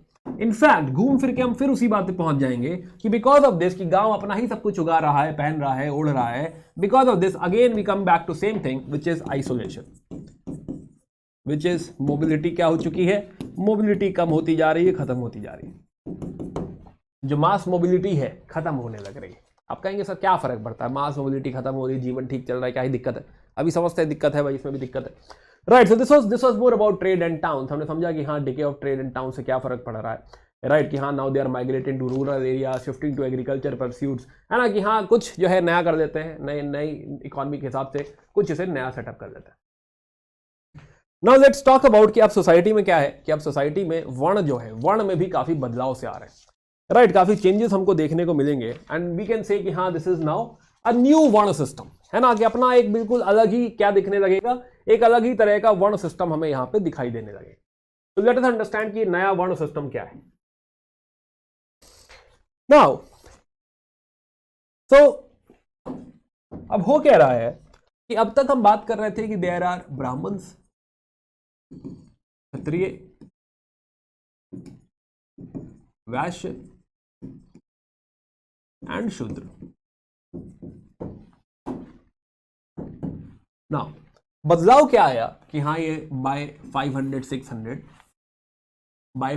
600 या 600 के आसपास बदलाव क्या आ रहा है, बदलाव क्या आ रहा है कि अब जो है जो लैंडलॉर्ड्स का राइज हो रहा है ना, तो जनरली आप मान लीजिए इन ब्राह्मण्स और क्षत्रिय इसमें से लैंडलॉर्ड्स का राइज हो रहा है। अब क्षत्रिय क्यों, क्योंकि गवर्नमेंट ऑफिशियल भी थे, राइट, तो लैंडलॉर्ड्स का राइज हो रहा है। तो लैंडलॉर्ड्स का जब राइज हो रहा है तो नाउ दीज वैश्य या तो ट्रेड किया करते थे, या फिर मर्चेंट हुआ करते थे, या फिर एग्रीकल्चर किया करते थे, correct. Now it is like कि अब ट्रेड और मर्चेंट इसका स्कोप बहुत ज्यादा रहा नहीं। मैं ये नहीं कह रहा खत्म हो जाएगा, बट इसका स्कोप अब बहुत ज्यादा नहीं रहा। It is now mainly agriculture. तो अब यहां पे क्या हो रहा है, ये टू फोल्ड सोसाइटी हो रही है, टू फोल्ड सोसाइटी। अब जो वैश्य है, technically there is now higher order, right, and there is lower order. Lower order जो एग्रीकल्चर करता है, और हायर ऑर्डर जो जनरली लैंडलॉर्ड है या फिर रिच जो है, एलीट है सोसाइटी में। तो वैश्य टेक्निकली विल बिकम जो है equivalent to the lower status, है ना। तो ये बिल्कुल जो है नया सिस्टम क्रिएट हो जाएगा कि हाँ वैश्य भी ऐसा लगने लगेगा कि जो अब तक जो है थर्ड जो है पायदान पे रहा करता था, अब वो भी क्या है कि हाँ it is all lower status only. Now this is जो है दिस विल हैपन मोर कि हाँ जहां पे जैसे कि जो नए नए इलाके हैं, फॉर एग्जाम्पल ये तो कोर पहले से था, अब Bengal side, Assam side, right, है ना, साउथ इंडिया में। अब साउथ इंडिया के जो राजा हैं वो भी ब्राह्मण्स को बुला रहे हैं, वो भी सेम प्रैक्टिस कर रहे हैं, यही बात वहां भी हो रही है। तो साउथ इंडिया में भी सेम ही चल रहा है। तो नए ऑर्डर में हम देखेंगे कि हाँ देयर इज ओनली ब्राह्मण्स या फिर हायर वर्ण, एंड देयर इज शूद्रस। अब आप कहेंगे वैश्य कहां गया, वो थोड़ी देर में और क्लियर होगा कि हाँ वैश्य भी है, बट जो है इट इज मोर लाइक कि हाँ there is lower order, specially outlying areas में it will be either Brahmins या फिर शूद्रस। अब खाली शूद्रस क्यों, खाली वैश्य क्यों, वैश्य क्यों नहीं, समझते हैं इसको भी। सो now this is one part कि जो है नॉर्मली हम देखेंगे कि हाँ एक हायर ऑर्डर और दूसरा जो है लोअर ऑर्डर, बट बाहर की तरफ आउटलाइंग एरियाज में इनफैक्ट वैश्य भी बहुत ज्यादा हमें दिखाई नहीं देंगे। जहां पे ब्राह्मण्स को नई जमीन मिल रही है, नया इलाका मिल रहा है, जहां पे अब तक ब्राह्मणिकल कल्चर एग्जिस्ट ही नहीं करता था, मान लो। तो जब ब्राह्मणिकल कल्चर एग्जिस्ट ही नहीं करता था, तो इस इलाके में जब ब्राह्मण्स पहुंचेंगे तो यहां पे जो लोग ऑलरेडी रह रहे थे, for example there is some tribe, तो now tribe will be assimilated as the Shudras. फिर वहां पे ये डाउट नहीं रहेगा कि हाँ इनको वैश्य में एसिमिलेट करना है या फिर शूद्र में एसिमिलेट करना है। तो ये जो ट्राइबल एसिमिलेशन हो रहा है, this is one thing, right. This is second thing कि आउटलाइंग एरियाज में हम देखेंगे कि जहां भी इस तरह का एक्सपेंशन हो रहा है, नई जमीन जहां पे दी जा रही है, वहां पे जो ट्राइब्स थे या जो नए लोग थे जो अब तक ब्राह्मणिकल कल्चर का पार्ट नहीं थे, they will be assimilated as the Shudras only. Plus another thing which will start to happen. तो एक बात हो गई, दो बात हो गई, तीसरी बात, थर्ड, ऐसा जरूरी नहीं है कि हाँ हम ये हायर और लोअर इस तरह से देखें। एक और चीज हम नोटिस करेंगे कि जो लैंडलॉर्ड है, लैंडलॉर्ड, अब लैंडलॉर्ड की भी क्या है, बहुत सारी कैटेगरीज है।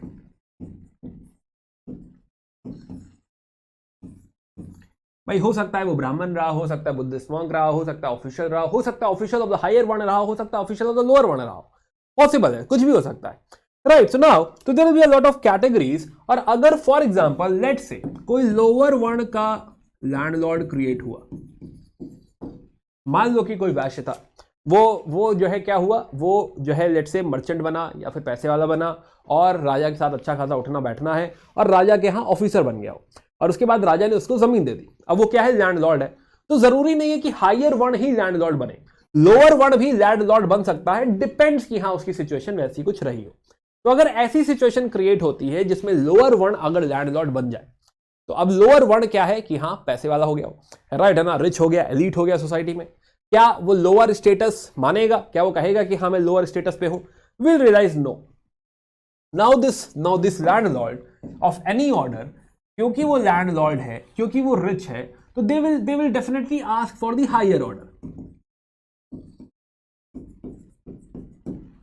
राइट। अगर कोई वैश्य है तो कहेगा मैं क्षत्रिय हूं, कोई क्षत्रिय कहेगा ब्राह्मण हूं, कोई ब्राह्मण है तो क्षत्रिय हूं, जो भी कुछ हो रहा हो समथिंग, तो विल फाइंड कि हाँ हूसोएवर इज देयर, लोअर वर्ण का अगर कोई लैंडलॉर्ड है तो वो कह रहा है कि हाँ मुझे क्या चाहिए, मुझे सोसाइटी में एक हायर ऑर्डर चाहिए।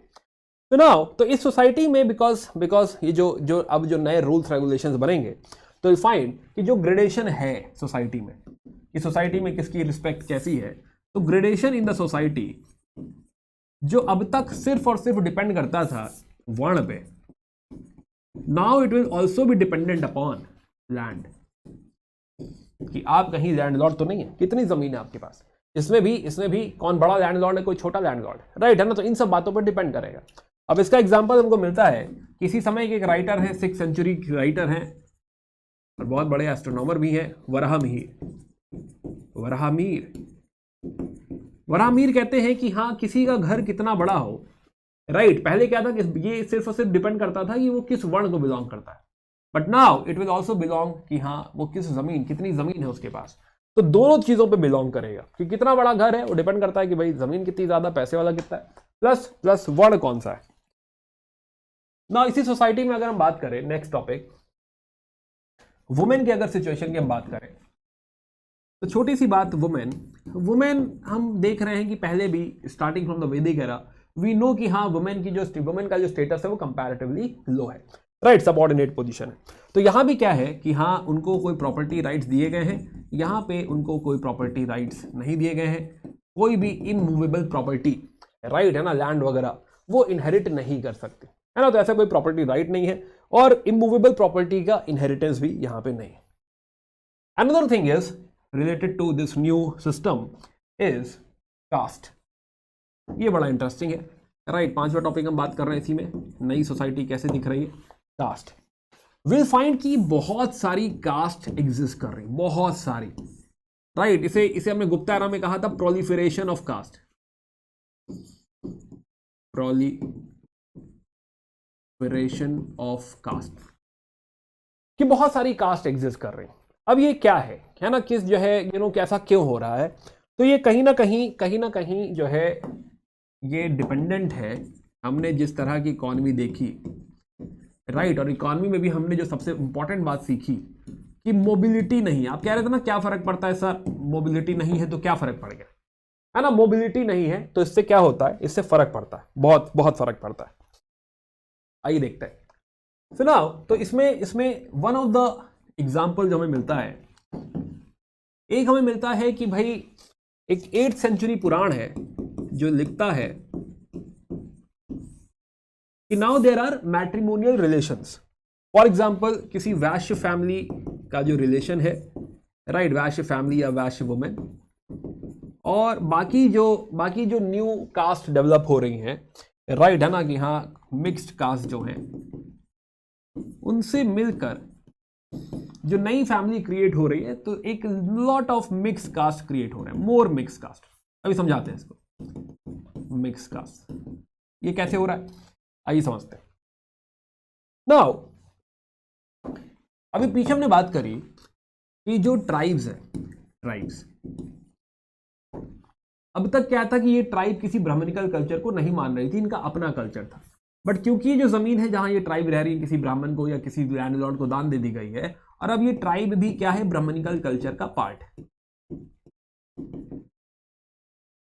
और जैसा कि हमने कहा कि now tribes will be assimilated as either Shudras,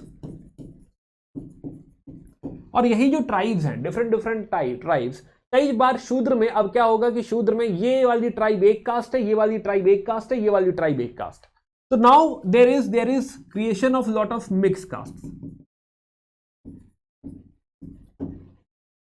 right. तो शूद्रास है, और शूद्रास में भी जो है, फॉर एग्जांपल लेट्स से अगर लेट्स से एमपी रीजन में हमको कोई एरिया में कोई ट्राइब मिली, हम जो है उनको कहा गया, लैंडलॉर्ड्स ने कहा कि हाँ जो है आप ये वाली कास्ट आते हैं शूद्रास में एक कास्ट, राइट है ना। सिमिलरली लेट्स से जो है छत्तीसगढ़ में कोई ट्राइब मिली, उससे बोलो शूद्रास में बी कास्ट, इस तरह से ए बी। अब मान लो ए और बी में कुछ रिलेशन हो गया तो हाँ वो एक नई कास्ट क्रिएट हो गई, राइट है ना। उसके पास एक और छोटी सी ट्राइब है, उसमें एक और कास्ट क्रिएट हो गई।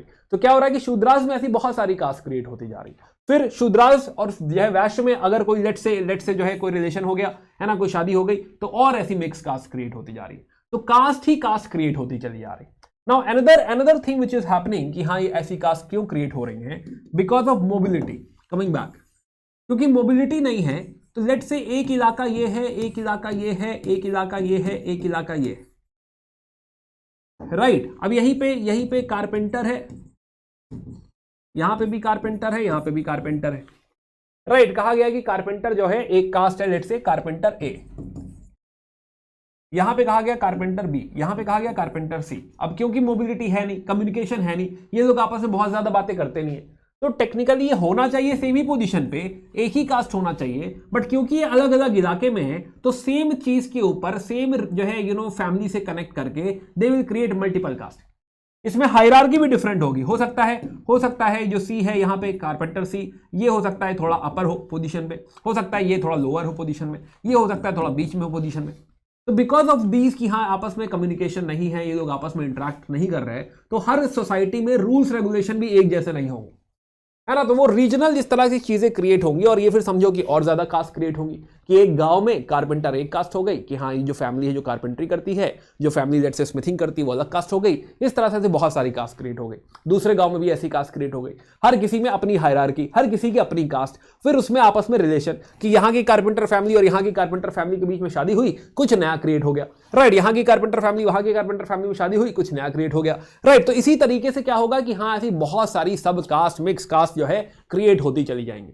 तो this is how will see कि हाँ ये जो एरा है ना, कि मेडिवल टाइम्स में अगर हम देखें या गुप्ता के बाद देखें 600 के आसपास देखें, तो ड्यू टू मल्टीपल रीजंस कि हाँ वो चाहे मोबिलिटी ना होने की वजह से हो, चाहे वो ट्राइबल एसिमिलेशन से हो, चाहे मैट्रिमोनियल रिलेशनशिप की वजह से हो, जैसे भी आप देखिए तो आप देखेंगे कि बहुत सारी सोसाइटीज में कास्ट क्रिएट हो रहे हैं कि हाँ शूद्राज में बहुत सारी कास्ट हैं, वैश्यों में बहुत सारी कास्ट है, ब्राह्मण से बहुत सारी कास्ट है, इवन क्षत्रियों में बहुत सारी कास्ट है। हर जगह आपको कास्ट दिखाई देगा, जो कि आज भी आपको सोसाइटी में दिखाई देता है, integral part of the society.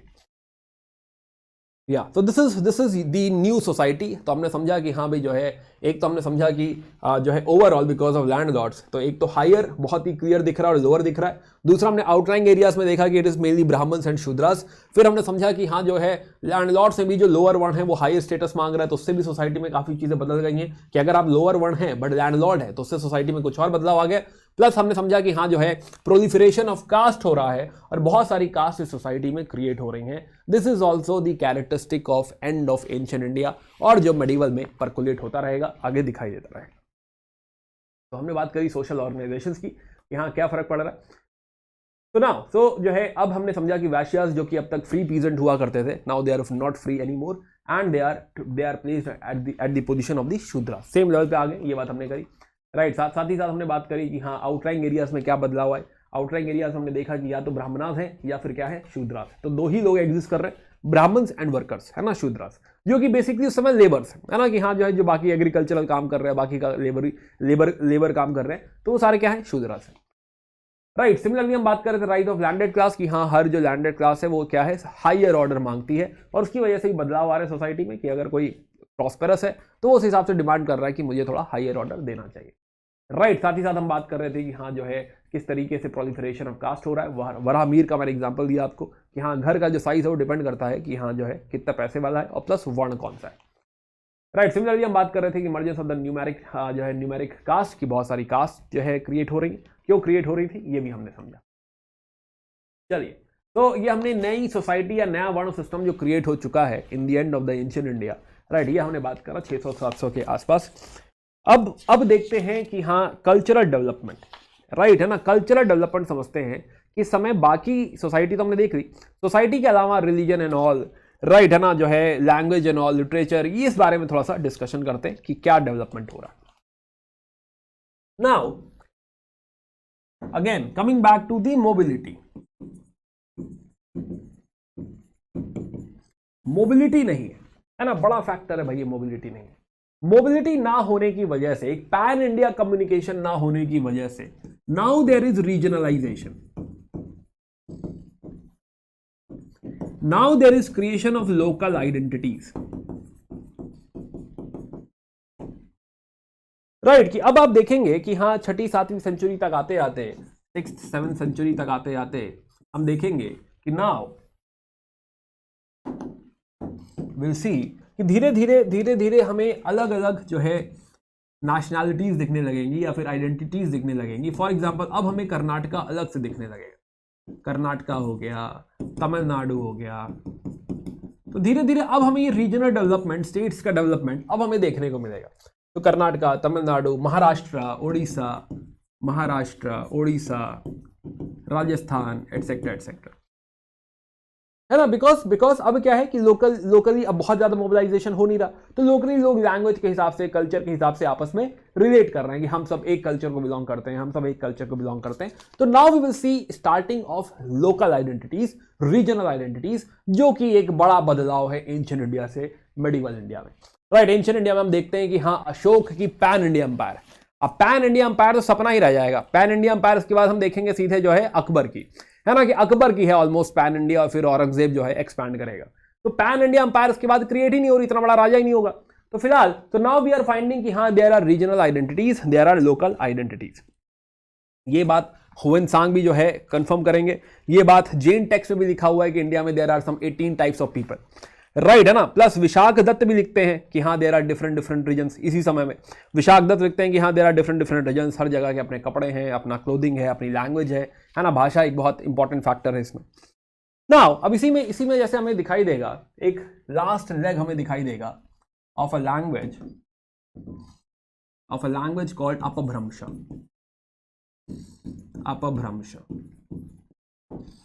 अब इसके पहले जो लैंग्वेज हुआ करती थी वो हुआ करती थी प्राकृत, है ना, जो हमारी आर्यन, इंडो आर्यन लैंग्वेज जो हम कहते हैं। तो इंडो आर्यन लैंग्वेज जो इनिशियली थी वो संस्कृत और प्राकृत हुआ करती थी।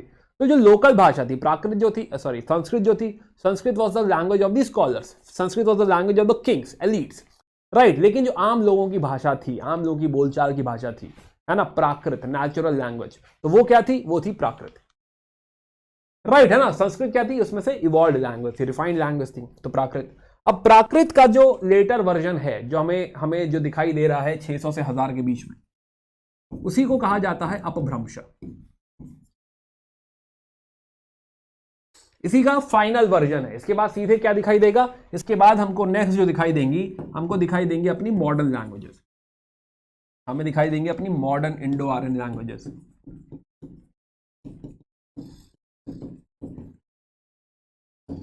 मॉडर्न इंडो आर्यन लैंग्वेजेस यहां से दिखाई देने लगेंगे। तो this is the last leg of, you can say, जो है इंडो आर्यन, जो मिडिल स्टेज है हमारे इंडो आर्यन लैंग्वेजेस का, उसका लास्ट लेग है। तो प्राकृत है, तो ये अपभ्रंश वाला स्टेज, ऐसा समझो कि हाँ, जो है प्राकृत हुआ करती थी। अब ये बीच का इंटरमीडिएट स्टेज है, before we go into Hindi, Bengali, जो है मराठी, या फिर जो है मैथिली, हम उस लैंग्वेज में हम जाएंगे। बट उसका बीच का भी क्या है, बीच का स्टेज है अपभ्रंश। तो ये अभी क्या है, चेंजिंग वाला स्टेज आ चुका है।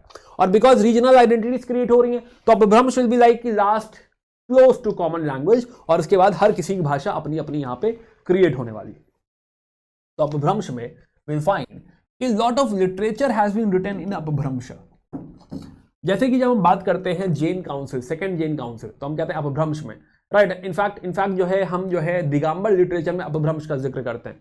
तो खैर, तो हमें दिखेगा कि यहां पे बहुत सारा जैन लिटरेचर है अपभ्रंश में दिखेगा, प्लस कुछ बुद्धिस्ट लिटरेचर भी हमको अपभ्रंश में दिखाई देता है, राइट। तो Jain literature and Buddhist literature both. Now जो बुद्धिस्ट लिटरेचर है वो जनरली ईस्टर्न साइड है, राइट, ईस्टर्न इंडिया में, इस side. And that is the reason कि ये जो बुद्धिस्ट लिटरेचर है, ये आप पढ़ेंगे तो आपको इसमें दिखेगा, थोड़ा थोड़ा दिखेगा कि हम बढ़ रहे हैं towards Bengali, Assamese, right, Bengali है, असमीज है, मैथिली है, हिंदी है, मैथिली, थोड़ा थोड़ा सा फ्लेवर आने लगेगा। सिमिलरली जैन लिटरेचर जो है वो गुजरात साइड है, राइट। तो यहाँ पे हमें दिखेगा कि हाँ, जो है धीरे धीरे थोड़ा सा बढ़ रहा है किस तरफ, गुजराती की तरफ, गुजराती, राजस्थानी, है ना। जो काउंसिल है, सेकेंड काउंसिल, वो हुई भी जो है वल्लभी में है, गुजरात में है, राइट। तो हमें ये सारी चीजें यहाँ पे दिखाई देने लगेंगी। Plus not only north Indian languages, but this is the era of यहाँ अब धीरे धीरे, तो अब तक सबसे पुरानी जो लैंग्वेज थी वो थी तमिल। अब जो लैंग्वेज डेवलप होने लगेगी, जो हम देखेंगे चालुक्यास के राज्य से, मेडिवल आप शुरू करेंगे, हम ऑलरेडी चालुक्यास पढ़ चुके बाय द वे, तो वहां पे हम देखेंगे कि हाँ, कन्नड़ा का राइज हो रहा है। तो तमिल के बाद जो अगली लैंग्वेज इंपॉर्टेंट हो रही है, that is Kannada, right, Kannada.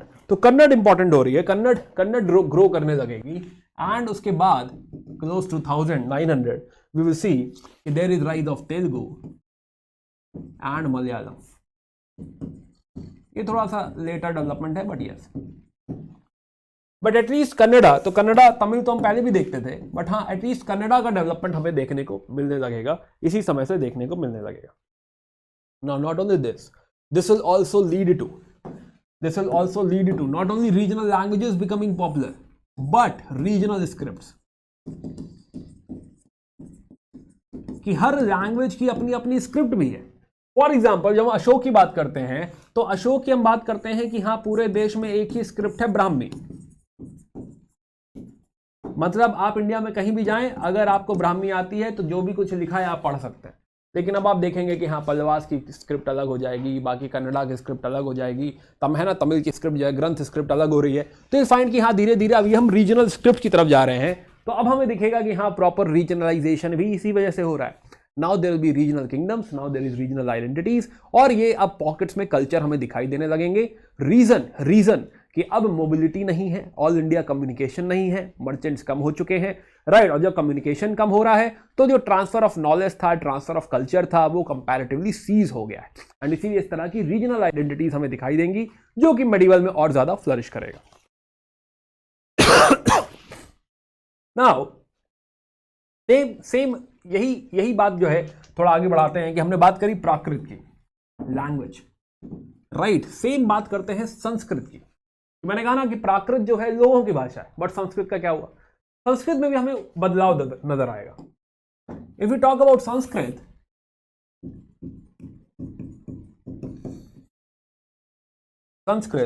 तो संस्कृत में हमें क्या दिखाई देगा कि अब तक रूलिंग क्लासेस वगैरह की लैंग्वेज हुआ करती थी, बट अब ये जो लैंग्वेज है वो जनरली किसकी लैंग्वेज हो गई? फ्यूडल लॉर्ड्स की, राइट। और इसमें बहुत फ्लावरी लैंग्वेज हो जाएगी, बहुत ही ornate style, right. So now this will be because कि हाँ ये जो फ्यूडल लॉर्ड्स हैं ये चाहते हैं कि ऐसी कविता लिखो मेरी जिसमें तारीफ हो, है ना, ऐसे भर भर के तारीफें करो कि आप जो है जब मुस्कुराते हैं तो आपके जो होंठ हैं वो पंखुड़ी की तरह लगते हैं, गुलाब की, राइट, है ना। जब आप चलते हैं तो ऐसा हिरन की तरह। तो इतना मेटाफर, इतना जो है, इतना एग्जाम्पल वगैरह इसमें यूज करने लगेंगे कि भाषा समझ में आना बंद हो जाएगी, राइट। तो फ्यूडल लॉर्ड्स की वजह से this whole language will have a lot of pomp, a lot of vanity, etcetera etcetera, right. Because of this there is development of ornate style. ये ध्यान रखिए बस, वर्ड, ये कीवर्ड है कि जो लैंग्वेज है वो काफी फ्लावरी हो रही है, काफी ऑर्नेट हो रही है, राइट, है ना, कि हाँ थोड़ा सा चमक धमक अब जो है ज्यादा हो गई है, और इसमें मेटाफर्स वगैरह, एग्जांपल्स, एडजेक्टिव्स, एडवर्ब्स, ये सब खूब इस्तेमाल हो रहा है, और आम आदमी के लिए पढ़ना बहुत मुश्किल हो रहा है।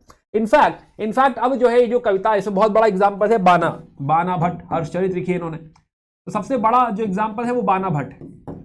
तो बाना भट्ट की राइटिंग देख के जितने फ्यूडल लॉर्ड्स हैं वो कह रहे हैं ऐसा ही लिखो, हमारे बारे में भी लिखो और तारीफ करो, है ना। तो जो पोएट्स है वो और तारीफ करे जा रहे, तारीफों में ऐसे लिख रहे हैं कि जहां जिसके लिए लिखा उसी समझ नहीं आ रहा कि क्या लिखा हुआ है ना। मतलब अगेन कहने का मतलब ये है कि हाँ now this is very tough, very जो है नॉट एट ऑल सिंपल और नॉट इजी टू अंडरस्टैंड। उसके अपने रूल्स रेगुलेशन बनने लग रहे हैं कि हाँ जो पहला लाइन होना चाहिए इतना लंबा होना चाहिए, दूसरा इतना लंबा होना चाहिए, फिर इतना बड़ा होना चाहिए, कुछ ऐसे रूल्स रेगुलेशन उसकी जो है लेंथ वगैरह में बनने लग गए कि अब ये नया ही ग्रामर, कुछ नया ही क्रिएट हो चुका है, which is not at all easy to understand.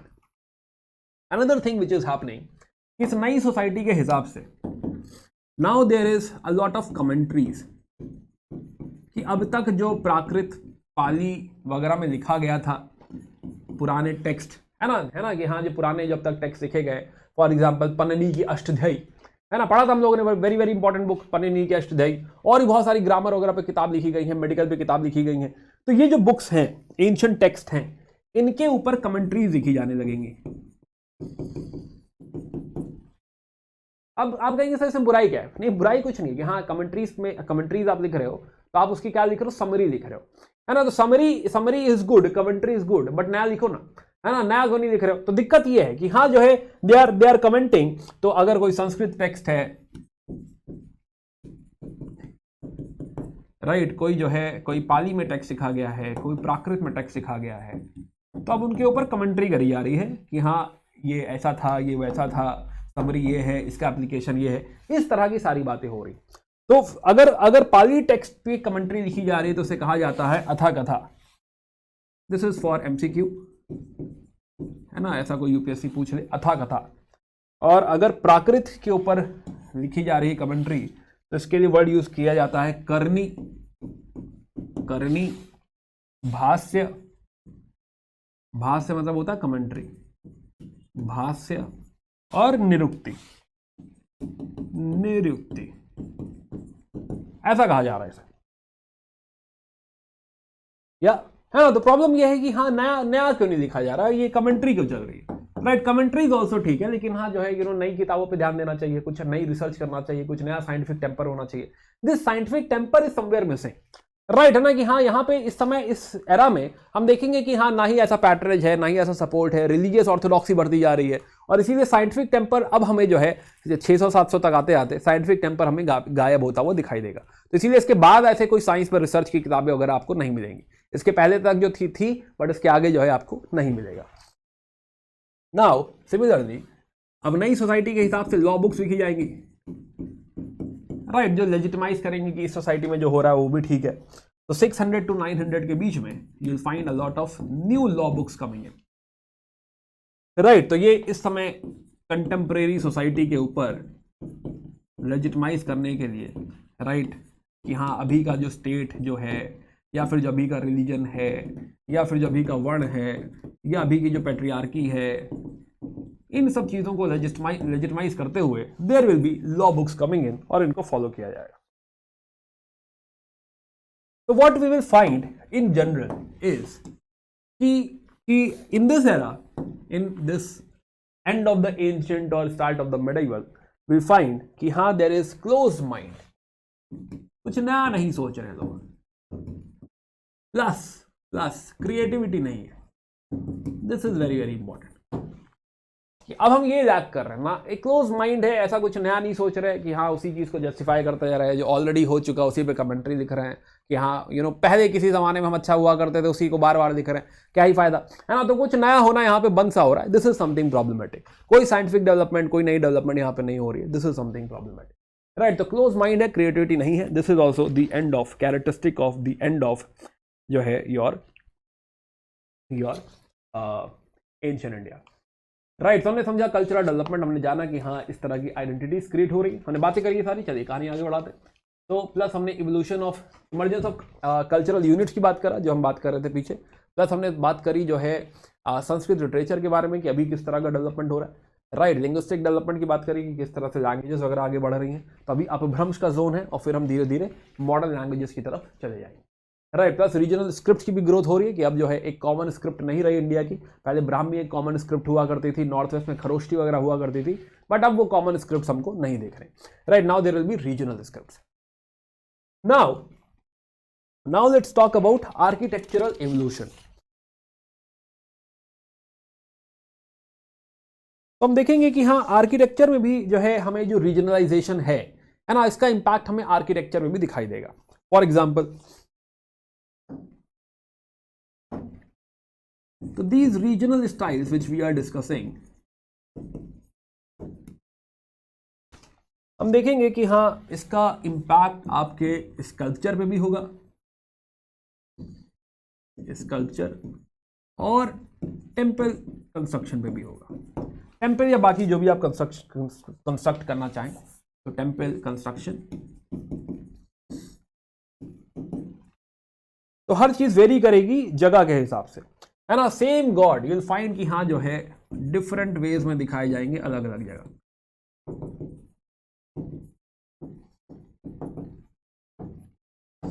Same God but in different ways. तो अगर हम आर्किटेक्चर की बात करें तो यू विल फाइंड कि जैसे कि एक तो हम देखते हैं कि साउथ इंडियन आर्किटेक्चर जो है विच इज द्रविड़, और एक बीच में आर्किटेक्चर दिखाई देता है विच इज वेसारा, और जो नॉर्थ इंडियन स्टाइल हम उसे कहते हैं Nagara style of temple architecture. Now another thing which is happening is कि हमें दिखाई देगा कि साउथ इंडिया में स्टोन टेम्पल्स का ज्यादा प्रावधान है, राइट, स्टोन टेम्पल्स। प्लस जो भगवान की मूर्ति है डीटीज क्या तो स्टोन की होंगी, आप कहेंगे हाँ सर नॉर्मली स्टोन की होती है, बट एक नया डेवलपमेंट स्पेशली जो तमिलनाडु में दिखेगा इज हमें ब्रोंज की डीटीज या ब्रोंज में भगवान की मूर्तियां मंदिरों में दिखाई देंगी।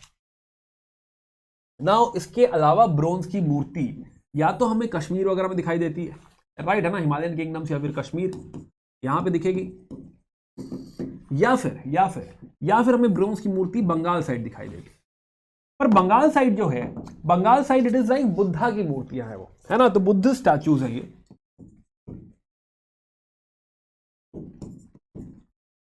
इसके अलावा कहीं ब्रोंज की मूर्ति हमको नहीं दिखाई दे रही।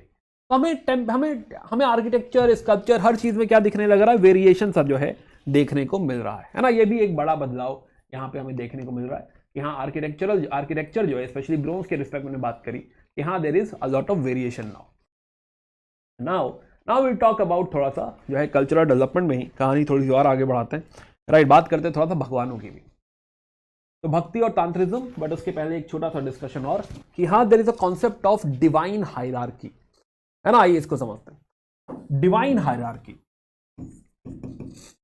डिवाइन हायरार्की कि भगवानों में भी कोई ऊपर है कोई नीचे है ना। कि हाँ ये डिवाइन हायरार्की हम इसलिए सोच पा रहे हैं कि कहीं ना कहीं हम रिप्रेजेंट करना चाहते हैं कि सोसाइटी में जो हायरार्की है, राइट, वही चीज रेप्लिकेट हो रही है भगवान में, कि भगवानों में भी हायरार्की, डिवाइन हायरार्की की बात हम कर रहे हैं। तो नाउ तो दिस इज मोर लाइक कि हाँ, दिस इज मोर लाइक कि जो डिवाइन हायरार्की है, this is somewhere representing social hierarchy.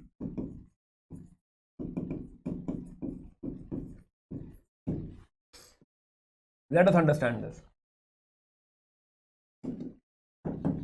Social hierarchy, यहां जैसे सोसाइटी में ऊपर नीचे कोई है वैसे ही हमें दिखाई देगा। तो हमें दिखाई देगा कि now there is grade in pantheons. Grade ये कीवर्ड है, ऐसे याद कर लो इसे, पैंथियंस, कि जो भगवानों की लिस्ट है ना, सॉरी, है ना, मतलब जो भगवान है सारे, उसमें भी क्या है कि कोई सर्वोच्च भगवान है, कोई जो है कोई भगवान सर्वोच्च नहीं है, कोई भगवान जो है कम पावरफुल है, कोई भगवान ज्यादा पावरफुल है, ऐसा होता है ना, जो है आई डोंट नो, है ना। By the way religious disclaimer is on, है ना, प्लीज दिल पे मत लीजिएगा। और जो है हम लोग एंशिएंट के एंड की बात कर रहे हैं, और जो है again I expect a lot of maturity. आप लोग यूपीएससी एस्पिरेंट है तो उसी हिसाब से इसको समझने की कोशिश करिएगा, है ना। चलिए ओके, तो है ना कमेंट सेक्शन वगैरह में थोड़ा सा जो है अकॉर्डिंगली सेंसिटिविटी मैच्योरिटी के साथ कमेंट करिएगा। तो जैसे हमें दिखेगा कि ब्राह्मणिकल कल्चर में या फिर नॉर्मल सोसाइटी में हमें दिखाई देगा कि जो सबसे बड़े भगवान है ना, वो है भगवान विष्णु, शिव एंड शक्ति या Durga ji. These are the most powerful. Eventually जो एंशिएंट इंडिया के एंड में हमें दिखाई देंगे कि हाँ ये तीन भगवान जो हैं, these are the most powerful gods. और बाकी के जो गॉड्स हैं, राइट, बाकी के गॉड्स कहीं ना कहीं नीचे आते हैं। they are more like retainers, they are more like guards, Lokpal, right, है ना, कि हाँ बाहर है, अटेंडेंट्स है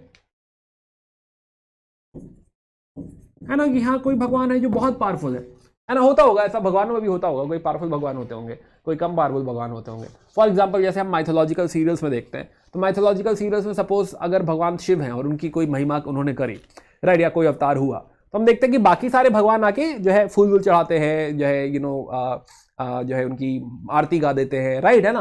तो ये हम देखते हैं, तो डैट मीन्स कि हाँ वो वाले भगवान जो है बड़े भगवान हैं जिनकी महिमा थी, और बाकी लोग शायद उतने जो है पावरफुल नहीं है जितने की मेन भगवान है। तो ऐसा माना गया है शायद कि हाँ भगवान विष्णु, शिव और Shakti, these are like very very powerful gods, और बाकी जो है they are not as powerful. अब ये बात हमें आर्किटेक्चर में भी दिखाई देगी, right. So for example we consider कि हाँ फ्यू गॉड्स आर सुप्रीम। तो जो मंदिर होंगे उनकी बड़ी सी मूर्ति होगी, लार्ज स्टैचू,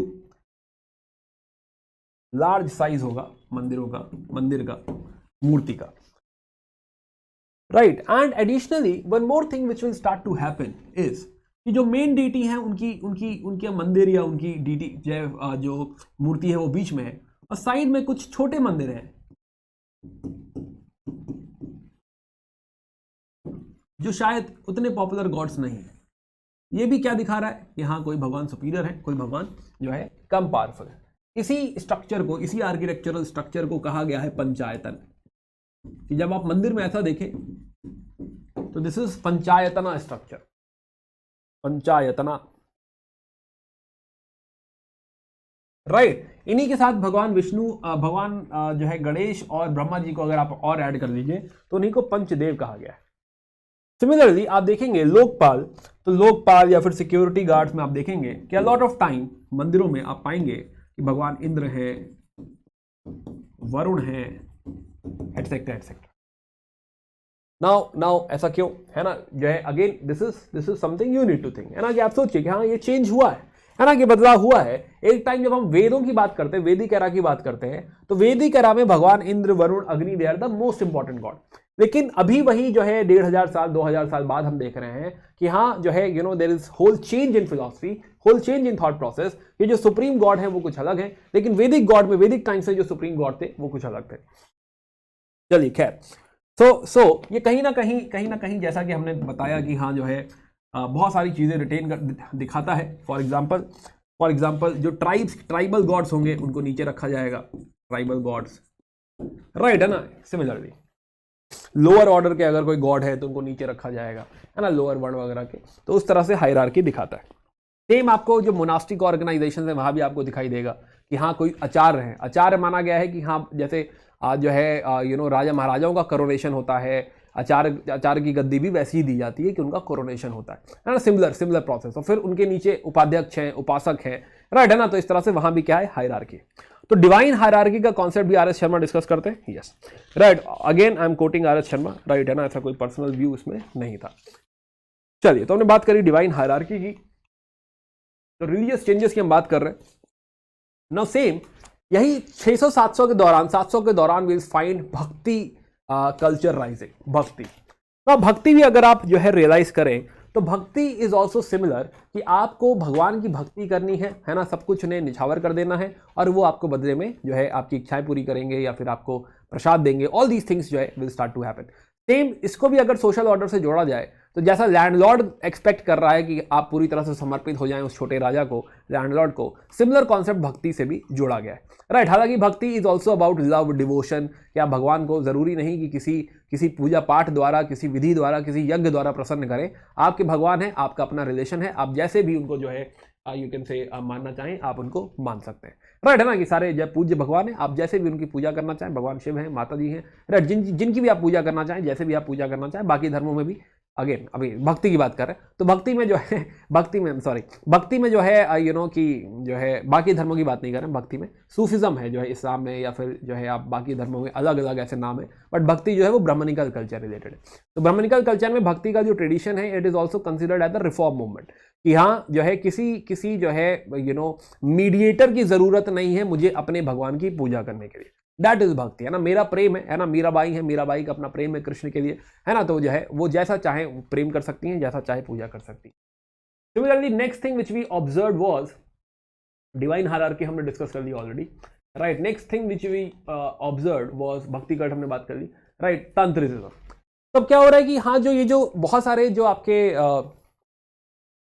जो ट्राइब्स हैं, ट्राइबल एसिमिलेशन जो हुआ है, तो ट्राइबल एसिमिलेशन में यू विल फाइंड कि जो है ट्राइबल एसिमिलेशन में there were lot of local deities, है ना, कि हर ट्राइब के अपने भगवान रहे होंगे, अपने कल्चर रहा होगा, अपना कस्टम रहा होगा। तो जब ट्राइबल एसिमिलेशन हुआ तो ट्राइबल एसिमिलेशन में उस सोसाइटी के साथ उनके भगवान, उनका कल्चर, उनकी जो है यू कैन से कस्टम्स, वो सारी चीजें भी हमने जो है क्या कर ली, इनकलकेट कर ली, तो सोसाइटी का पार्ट बन गया। So now, so this tribal assimilation also led to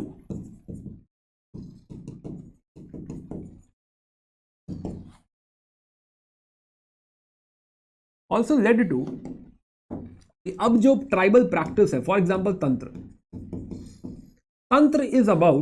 is mostly about कि जो है इट इज अबाउट मैजिक, है ना। अगर एक लेमन टर्म से बात करें तो इट इज अबाउट मैजिक, कि हाँ किसी मंत्र द्वारा, किसी शक्ति द्वारा जो भी आप पाना चाहते हैं, कोई मटीरियल डिजायर है, जो भी आप जीवन में कामना है, वो आप पूरी कर सकते हैं वाया तंत्र, है ना। उसमें बहुत सारी विधियां होती हैं, मंत्र द्वारा हो सकता है, किसी यंत्र द्वारा हो सकता है, राइट है ना, किसी विधि द्वारा हो सकता है, ऐसा संभव, ऐसा माना गया है। तो जब ट्राइबल एसिमिलेशन हुआ तो ये जो तंत्र है ये भी ब्राह्मणिकल सोसाइटी का पार्ट बन गया।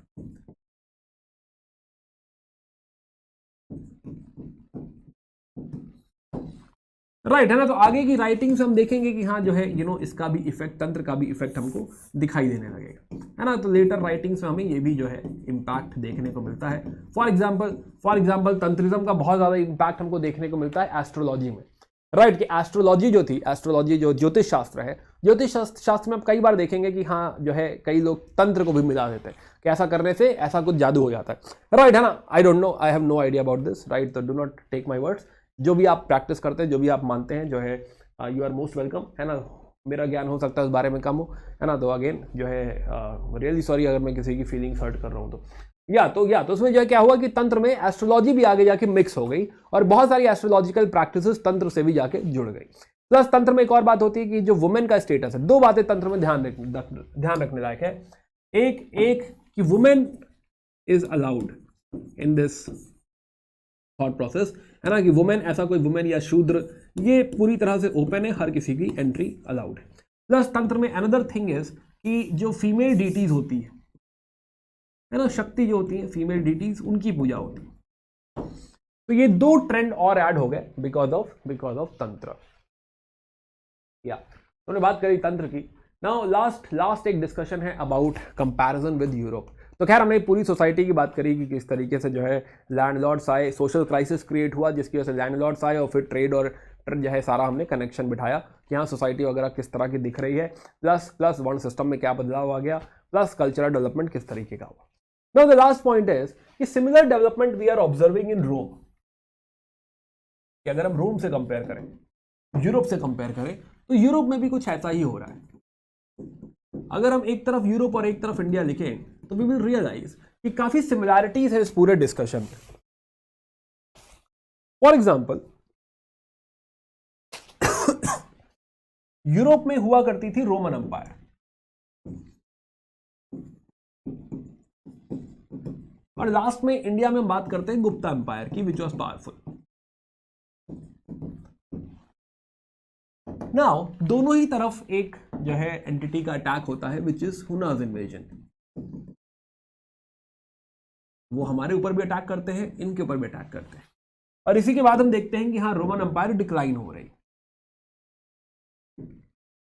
तो around 5th to 6th century हम देख रहे हैं कि हाँ ये डिक्लाइन, और हम इधर भी देख रहे हैं कि हाँ डिक्लाइन। तो एक जैसी सिचुएशन यहां पे क्रिएट हो रही। बट यहां पे जो सिचुएशन है ये काफी ज्यादा सीवियर है, राइट। देखो यहां पे भी इसी वजह से जो डिक्लाइन है, यहां पे भी लैंडलॉर्ड्स क्रिएट होंगे, राइट। यहां पे भी लैंडलॉर्ड्स क्रिएट होंगे, अभी देखा हमने लैंडलॉर्ड्स। नाउ बिकॉज सिचुएशन इतनी सीवियर हो चुकी है बिकॉज ऑफ हुनाज इन्वेजन, कि जो इंडिपेंडेंट पीजेंट्स हुआ करते थे, फ्री पीजेंट्स, इंडिपेंडेंट लिख लो, इंडिपेंडेंट पीजेंट्स जो हुआ करते थे, now they have surrendered to the landlords, right. They are surrendered to the landlords and now ताकि सरेंडर इसलिए कर दिया ताकि ये लैंडलॉर्ड्स इनको प्रोटेक्शन प्रोवाइड कर दे। तो लैंडलॉर्ड के पास छोटी सी आर्मी होगी, वो इनको प्रोटेक्ट करेगा। तो पीजेंट्स ने खुद ही अपनी मर्जी से कि हम आपकी रक्षा में हैं, हम आपके अंडर, आपके कंट्रोल में रहेंगे। Technically this is start of serfdom, गुलाम नहीं है, सर्फ है, और इसी लैंडलॉर्ड से बंधे रहेंगे, कहीं जा नहीं सकते। बट ये सिचुएशन सेम हमारे यहां नहीं है, राइट। यहां पे पेजेंट जो है वो अभी भी फ्री है, अभी भी इंडिपेंडेंट है। हालांकि एक्सपेक्टेड है कि हाँ वो माइग्रेट ना करे, बट ऐसा कोई बाउंड नहीं है ना, वो स्लेवरी नहीं, ना ही वो स्लेव है ना ही वो सर्फ है। तो एक ये बड़ा डिफरेंस है इन दोनों के बीच में, राइट। बड़ा डिफरेंस है सोसाइटी में कि वहां का किसान जो है वो सर्फ है, वो किसान जो है कहीं और नहीं जा सकता, उसी लैंडलॉर्ड से बंधा रहेगा। लेकिन यहाँ पे जो प्रेजेंट है एक्सपेक्टेड है कि हाँ वो माइग्रेट नहीं करेगा, बट फिर भी ऐसा कोई बाउंडेशन नहीं है कि हाँ वो उसका गुलाम है, उसी को रिपोर्ट करेगा समथिंग। इस तरह का ऐसा पर्सनल बाउंडेशन यहाँ पे एग्जिस्ट नहीं करता। सिमिलरली यूरोप में हमें दिखाई देगा कि जो है जो स्लेव्स है, स्लेव्स को प्रोडक्शन में इस्तेमाल किया जा रहा है, किसी भी प्रोडक्शन के काम में स्लेव्स को एम्प्लॉय किया जा रहा है। जबकि यहां पर ऐसा नहीं है। यहां पे जो प्रोडक्शन है, प्रोडक्शन प्लस टैक्सेशन, ये जिम्मेदारी है आपके किसानों की और आपके जो भी आर्टिजन वगैरह बच गए हैं, मर्चेंट्स वगैरह बच गए हैं, बाकी लोगों की जिम्मेदारी है। ऐसा कोई स्लेव का काम नहीं है कुछ भी प्रोड्यूस करना। प्लस इस सोसाइटी में हम देखेंगे कि नाउ यहां भी वही कॉन्सेप्ट हमें दिखाई देगा लैंड ग्रांट का। लैंड ग्रांट यहाँ पे लैंड ग्रांट दिया जाएगा चर्चेस को, किस लिए? लेजिटिमेसी के लिए, सपोर्ट के लिए। यहाँ भी हमें सिमिलर दिखाई दी बात कि हाँ यहाँ पे ब्राह्मण्स को, टेम्पल्स को लेजिटिमेसी के लिए लैंड ग्रांट दिया जाएगा, और उसके बाद फिर हमने समझी कि हाँ क्या ही कहानी क्रिएट हुई, राइट, आगे की स्टोरी हमने समझी। तो ये भी सिचुएशन सेम है, ऑलमोस्ट सेम है। प्लस हम जानेंगे कि यहाँ पे आर्टिजनल एक्टिविटी, क्रिएटिविटी कम हो जाएगी, राइट, कॉमर्शियल एक्टिविटी कम हो जाएगी, प्लस टाउन्स जो हैं डिक्लाइन करने लगेंगे, प्लस एग्रेरियन एक्सपेंशन होगा एग्रीकल्चर की तरफ, क्योंकि हर कुछ किससे जुड़ा है? एग्रीकल्चर से, एग्रीकल्चरल एक्सपेंशन, और लैंडलॉर्ड्स का नंबर बढ़ता जाएगा। यस, राइट, सेम हमारे यहां भी यही हुआ है, सेम यही बात है। प्लस हमने समझा कि यहां भी लैंडलॉर्ड्स दिखेंगे, ऊपर लिखा हुआ है ऑलरेडी, और यहां भी लैंडलॉर्ड्स दिखेंगे, और दोनों ही जगह जो लैंडलॉर्ड्स हैं दोनों ही जगह क्या है? इंपॉर्टेंट रोल प्ले करेंगे। और इसीलिए हम कहते हैं कि हमारे यहाँ, उनके यहाँ क्या है? क्लासिक फ्यूडलिज्म है। This is what? This is classic style of feudalism. हम भी यही बोलते हैं कि हाँ इंडिया में भी फ्यूडलिज्म है, राइट, है ना, बट एग्जैक्टली सेम नहीं। This is not exactly same, है ना, सिमिलर है but not exactly same, but situation काफी हद तक एक जैसी ही है हमारी और यूरोप की इन this end of the ancient India, या फिर 600 से 1000 के बीच में अगर हम देखें तो एक जैसी सिचुएशन हमें यहाँ पे दिखाई देगी, है ना। यूरोप में इसी को क्या आगे कह देंगे हम कि हाँ डार्क एज है, राइट, है ना, कि हाँ कुछ भी ऐसी एक्टिविटी नहीं हो रही, फिर आएगा रेनेसांस, जगेंगे लोग, है ना, नई शुरुआत होगी।